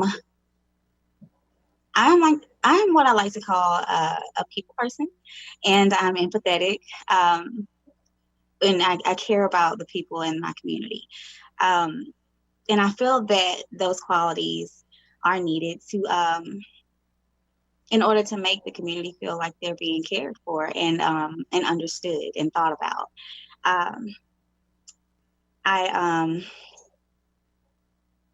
I also am pretty good with communicating. I actually would like to say that I'm excellent at communicating, and being good at communicating is needed when you're corresponding with the community and your cohorts, so that our intentions are not easily misconstrued, or there's little room for error.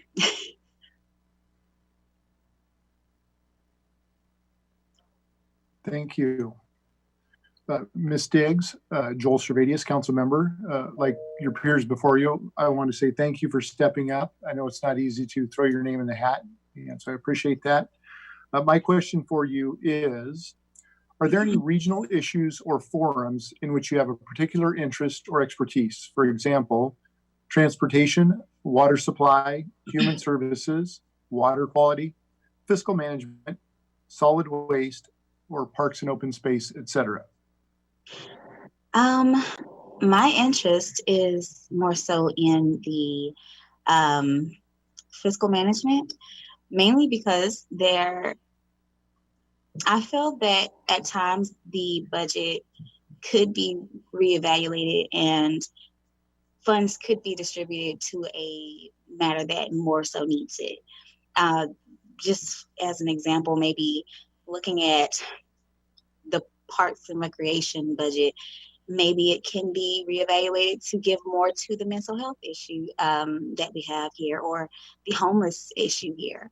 I also noticed that the city doesn't have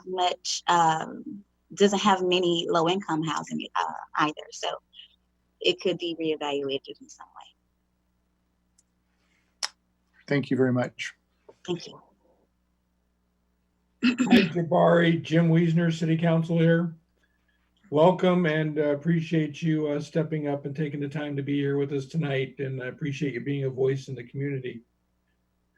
My question is, do you want to serve on the City Council because of a particular local issue on which you want to work, or are your interests more broadly distributed? So initially I became interested in serving on the City Council after realizing that there were not any people of color to represent those in the community. And I believe, as you know, on the application, I put that we did protest, or not necessarily protests, but rallies and marches and things like that. And I felt that after chanting and crying out how much our Black Lives Matter, we needed to not only talk the talk, but walk the walk as well, make a bigger step in making sure that our voices are heard and being able to facilitate the changes that we, all feel like we need. So, although that was the initial reason I became interested, I do feel that my interests are pretty diverse. I feel like I could easily vote for something that is not necessarily only for a certain community.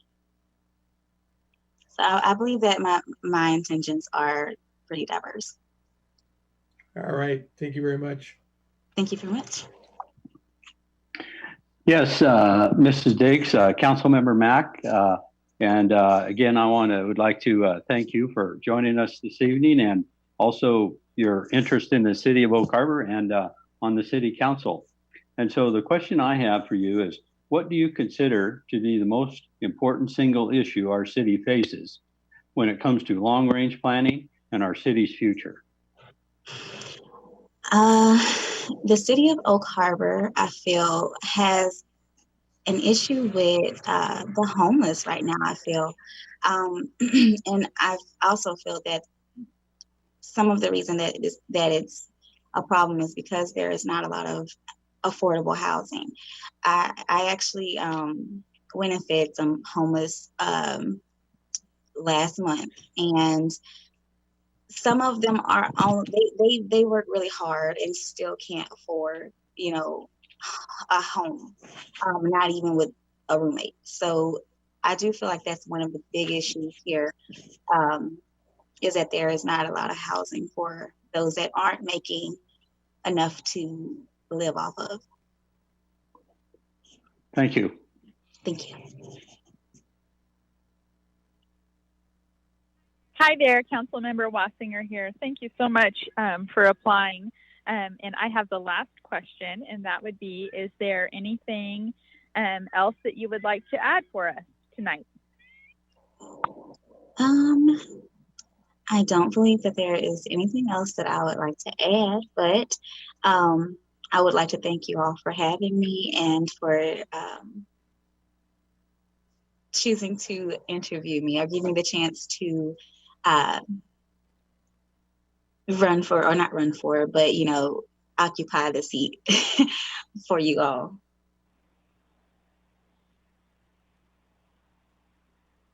Thank you so much. Thank you.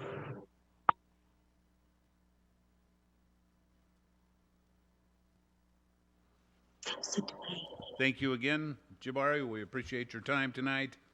And we will move you into a waiting room now with the previous two applicants, and then bring you back a little bit later. So we'll at this time then move to our final applicant for this evening, Millie Goebel. And it'll take a few minutes to bring her into the meeting. Looks like she's really close. Good. Hello. Hey, welcome, Millie. Hi. Nice to see you. Thanks for being here this evening with us. And thanks for your patience.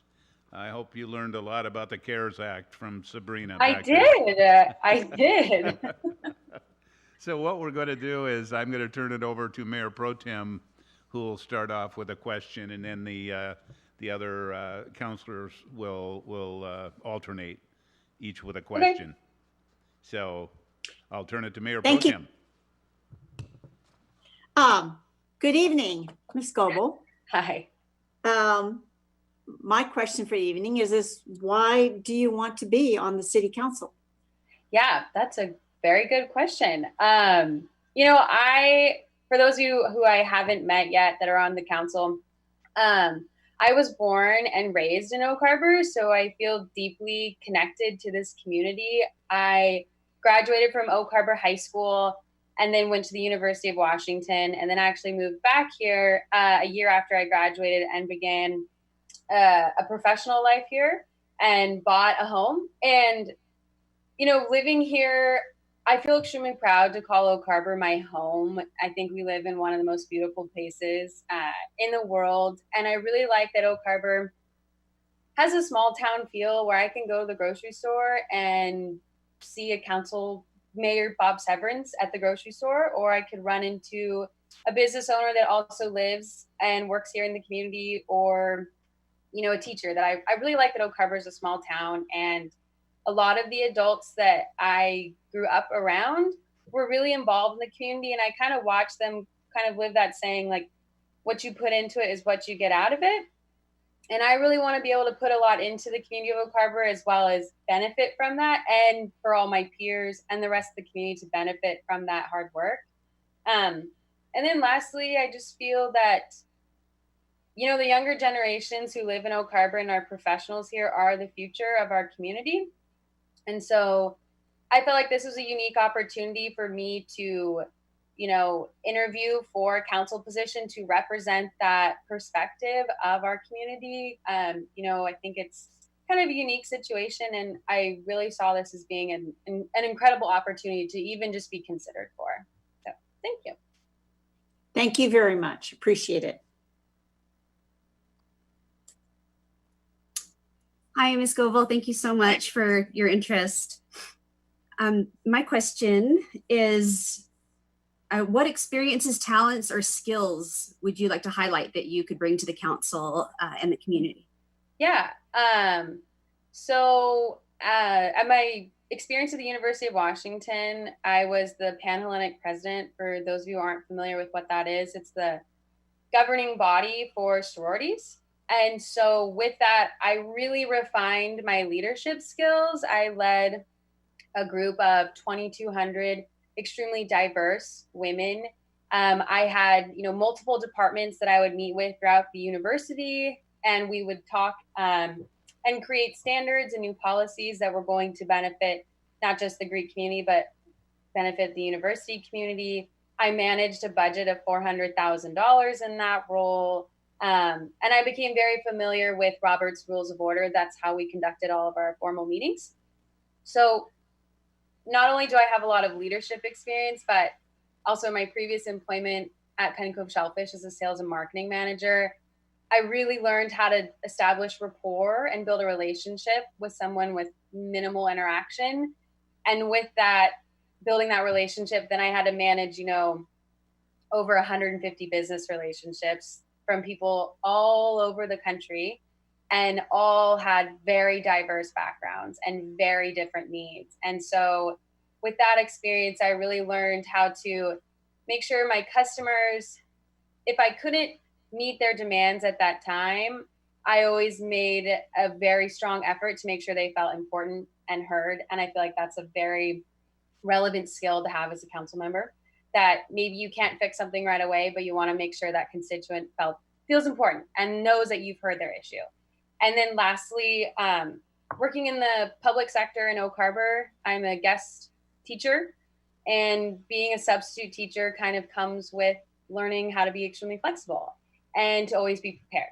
And, there's been circumstances where I've walked into a subbing job that's for a week, and maybe I only have 2 days of lesson plans. And then the last 3 days, I have to come up with those plans myself.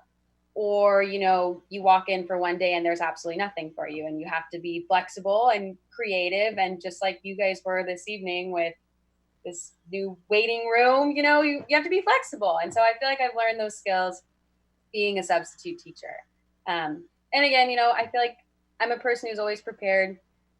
There's nothing more frustrating than showing up to a meeting and not knowing what you're going to talk about, or not being prepared to talk about the item. So I feel like I'll do a good job as a council member to always come prepared. Thank you. Thank you, Ms. Goebel. Councilmember Servadius here. Hello. As always, or what I said to the peers before you, thank you for your interest. Thank you for your willingness to step up. It's very much appreciated. I know it's not easy to put yourself out there, so I very much appreciate you being willing to step up and put your name in the hat. My question for you is, are there any regional issues or forums in which you have a particular interest or expertise?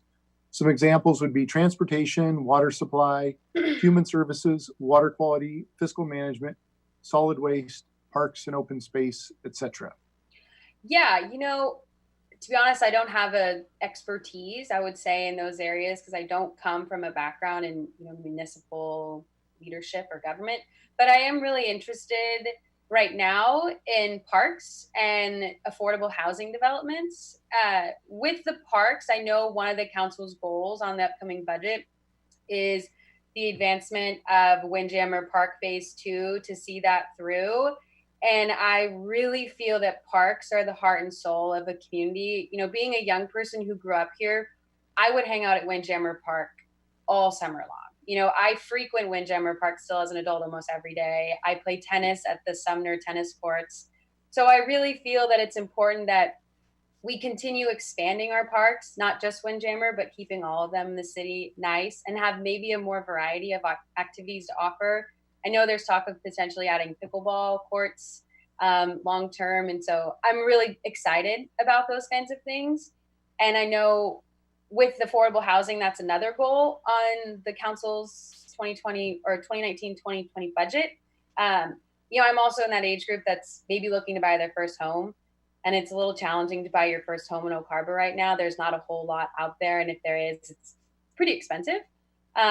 And also there's people in Oak Harbor who are looking to buy a bigger home or maybe buy a water view, and there isn't a whole lot of that to offer either. And so I think that it's really important that the council does whatever we can to support affordable housing developments, as well as housing developments for all different socioeconomic statuses. I think it's going to be a holistic benefit to the community, to the schools, to the merchants, to the city. So I'm really passionate about those two things right now. And I feel like if I do get appointed, my interests will broaden as I learn more. But right now, those are two issues that I care about. Thanks. Thank you. Welcome, Millie. Hi. Jim Wiesner here. Appreciate you spending some time with us this evening. For sure. And certainly appreciate you stepping up and offering your time to serve our city. So you hit on this a little bit, but it's the question I'm assigned here, so I'm going to ask it, and maybe we can put a little twist on it. Do you want to serve on the city council because of a particular local issue on which you want to work, or your interests more broadly distributed? My interests are definitely broadly distributed as to why I want to serve in the council. A huge drive as to why I wanted to serve in the council right now is because I feel like this council in particular is doing a really, really fine job of getting stuff done. I feel like the council in the last 10 years has been able to accomplish the wastewater treatment plant. I grew up with the old one, and now you can walk through Windjammer Park and you don't smell anything. And it's really nice. And the same with Windjammer Park. There was no splash park when I was growing up. It didn't look anything remote what it looks like now, and it's so beautiful. And so I really want to work with this council because I feel like you guys are all able to remain civil even when opinions differ. And I think that's really important to be effective public servants. You have to be able to agree to disagree and then move on and make something happen. And so that's one of the main reasons why I wanted to serve, particularly right now, is I feel like this is a really great opportunity to work alongside you all and to maybe provide a new perspective or new input. Thanks. Thanks for that, Millie. Yeah. Yes, Ms. Goebel, Councilmember Mack here, and it's exciting to see the youth stepping up and taking interest in our local city, especially council.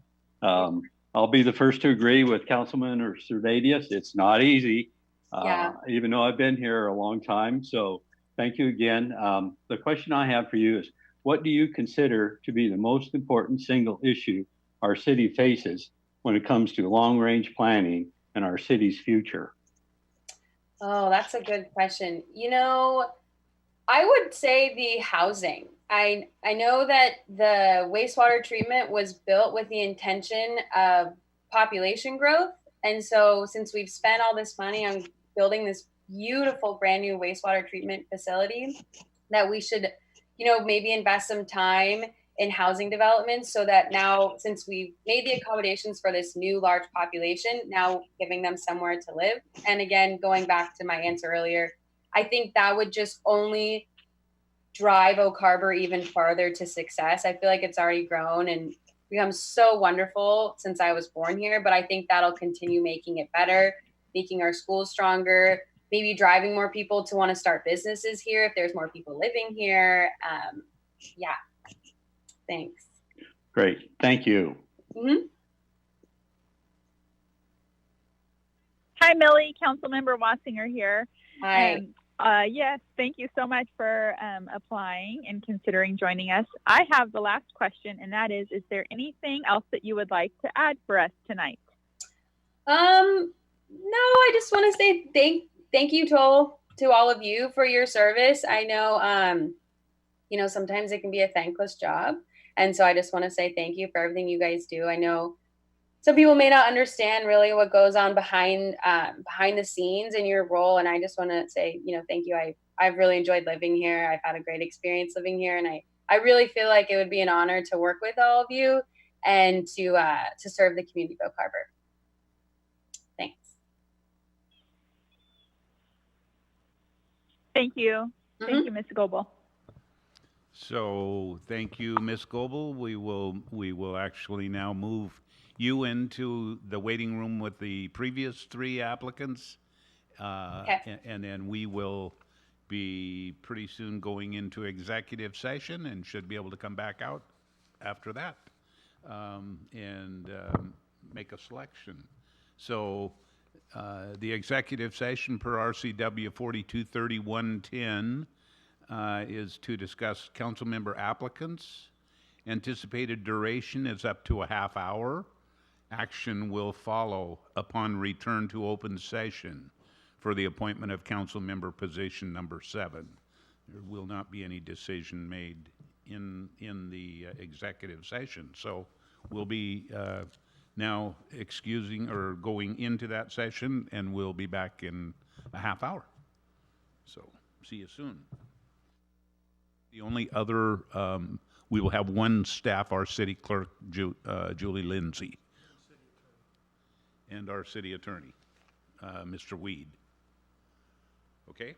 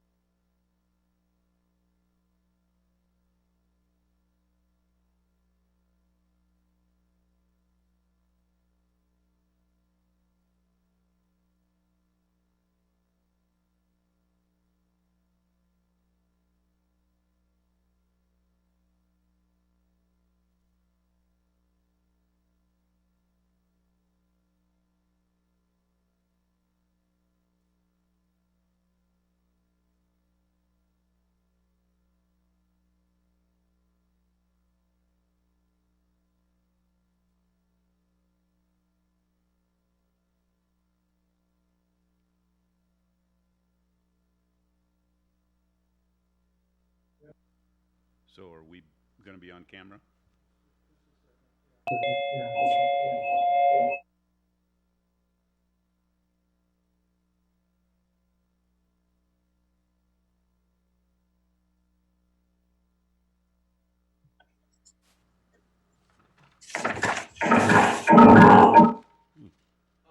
Is that me?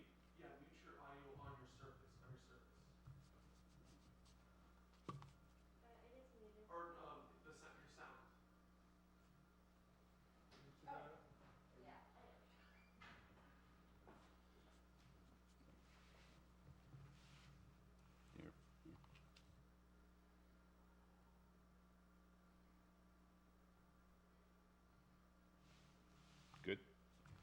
Sorry about that. Okay. Welcome back. I'd like to reconvene the special meeting of the Oak Harbor City Council. It is August 5th, 2020. We have been in executive session. And I've got to tell you, it took the full half hour because there was a lot of conversation, and the message I got from council was a strong message that the 3 people that do not get selected tonight must be put to work doing something, because they're all extremely valuable to our city, and I can't thank you enough. I will find committees and jobs, believe me.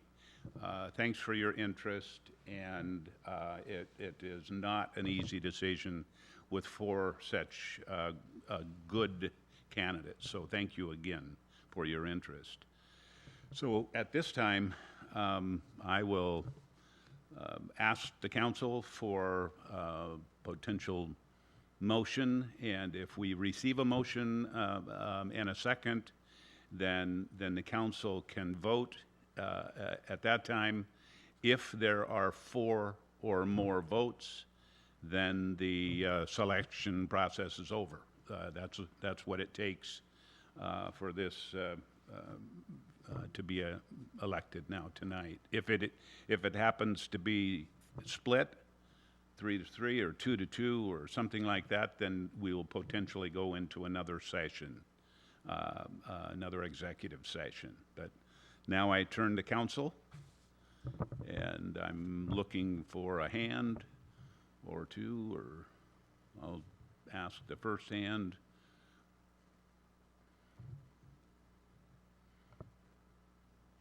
Am I looking right? Not seeing any hands yet from council. Mayor, do you have a hand yet? It's Erica. Oh, I don't have a hand yet. No, Erica, go ahead. Oh, okay. I move to appoint Millie Goebel to our open vacancy. Okay, I see we have a motion to appoint Millie Goebel, and I see a hand up from Councilor Heisen. Is that a second? Looks like a second. Okay. Okay, so then we will have a vote at this time to select Millie Goebel. So I look to council. How many in favor? I'm in favor. Erica Wassinger. Okay. So looking for other. I don't have hands, no. Would you like us to state it for the record, Mayor, or do you want to do it digitally on the screen? Yeah, I'm not seeing anything on the screen, so I guess I'm going to have to ask for yes. State it, please. Joel will vote in favor. Okay, so we've got a motion from Erica. Joel has voted in favor. I assume Erica has voted in favor. Yes, I vote in favor of Millie Goebel. And does that mean then the second, Councilor Heisen? Yes, I'm a yes. Okay, so that's 3 yeses. Mayor? Yes. I vote in favor of Millie Goebel, please. Okay, so that is 4. Okay, so then the process is completed. And if any council wants to speak, I know it was not an easy, again, not an easy selection, believe me, but I would begin by complimenting Ms. Goebel. welcoming you to City Council and urging the three of you, Mr. Stuckey, Mr. Plumley, and Ms. Diggs, to please keep your interest in Oak Harbor City government, and I'd love to put you on a committee and get you involved. Thank you very, very much. Council, anyone? Oh, Councilor Servadius? Thank you, Mayor. I just want to reiterate the mayor's comments. I have sat in your seats. I've gone through this process to be appointed, and it was very difficult. It was nerve-wracking.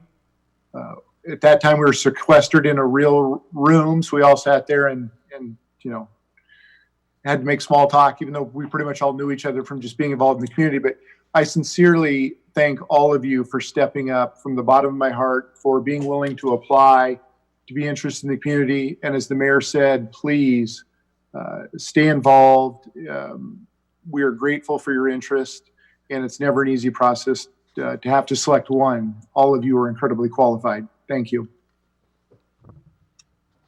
Well said, Councilor Servadius. Councilor Heisen? Thank you, Mayor. My question is, where do we go from here? What is the process going to look like since we're not doing in-person things? Is Ms. Goebel gonna have to go to City Hall and get sworn in? What is this going to look like moving forward? Yeah, we're going to Procedure.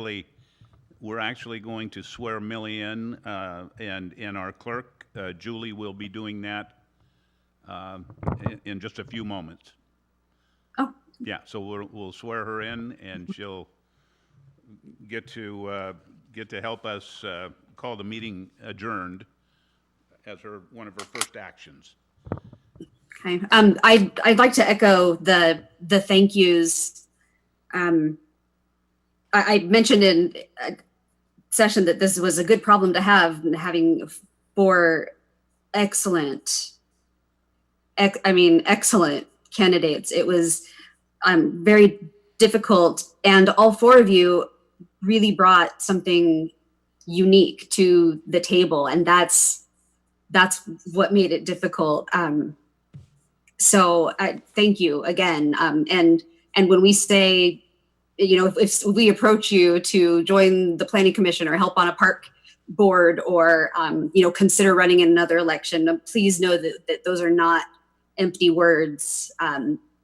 Every one of you really had something valuable to contribute, and unfortunately there's only one spot in this particular venue, but there, like Bob said, there are definitely ways that you can contribute, because you do have skills and passion that we need, that we really need. So thank you. Like Joel said, from the bottom of my heart, I'm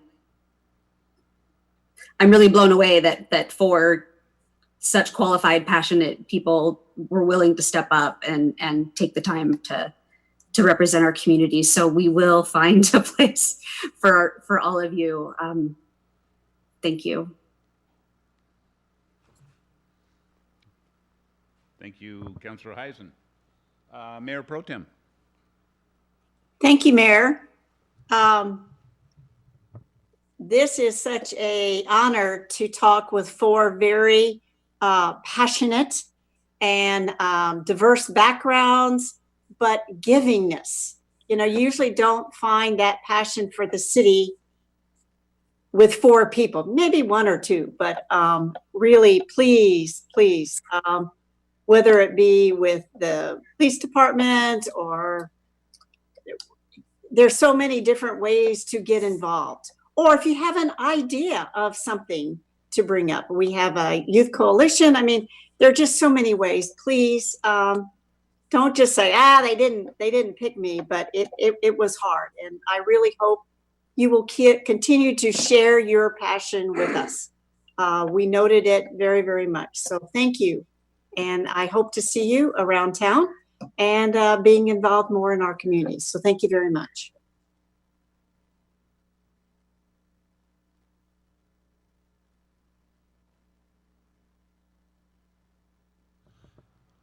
Councilor Wiesner. Thank you. You know, what I'm actually excited about is the thought that there's actually 4 people in this community that would actually be in a room with us, when we get to that point. I mean, right now you only get to be on a screen with us, but eventually you will have to be in a room with us. And, there was a time in this city when that was not the case, when people felt as though they weren't a voice, they didn't have an opportunity to express a voice, and that being on the council was like spitting into the wind, right? And the fact that you guys have honored us and come forward and said that I actually think I can work with the rest of you, right, is what I'm most flabbergasted about. It's not an easy thing to do. You guys have seen some of the stuff we've gone through over the last few months, and you get that we don't necessarily all agree, right? But the fact that you guys are willing to put forth that time and the effort to serve the community is a real honor and a privilege, and I appreciate the opportunity to have spoken with each of you tonight. Thank you very much. Councilor Mack. Yes, thank you, Mayor. And I too would like to put a big shout out to all the applicants out there. It was a tough decision with everybody was bringing some exciting things forward to the table, and everybody had some great opinions about everything, and some showed a lot of interest and with their passion with the city. And so I hope everybody stays involved, and with everyone together, we can move Oak Harbor forward. So thank you for all your time and effort put forth. Okay, thanks from council. We will now turn to our city clerk, Julie Lindsay.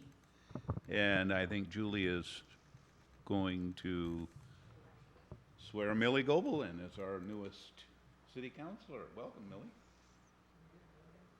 Can we get...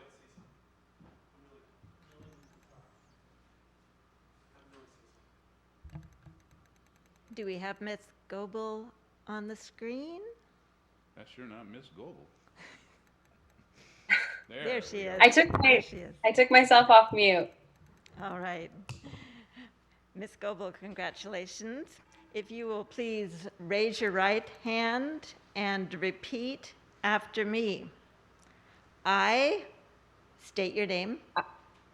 Millie Goebel. Do solemnly swear or affirm. Do solemnly swear or affirm. That I am a citizen of the United States and the state of Washington. That I am a citizen of the United States and of Washington. That I am legally qualified to assume this office. That I am legally qualified to assume this office. Of City of Oak Harbor, Council Member, Position 7. Of City of Oak Harbor, Council Member, Position 7. That I will support the Constitution and laws. That I will support the Constitution and laws of the United States and the state of Washington. Of the United States and the state of Washington. And that I will faithfully and impartially.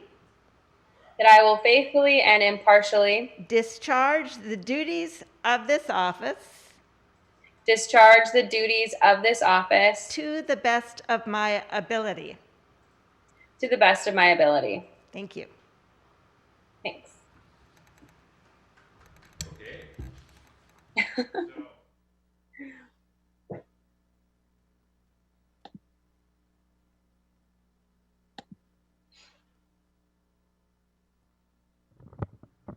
Unless the council has any more input or business, I would like to ask Millie to entertain a motion to adjourn. Would you like to make a motion to adjourn the meeting tonight, Millie? Sure. I motion to adjourn tonight's meeting on August 5th at 8:53. Second. I hear numerous seconds. So with that, we are adjourned. Thank you very much. Look forward to the future. Okay.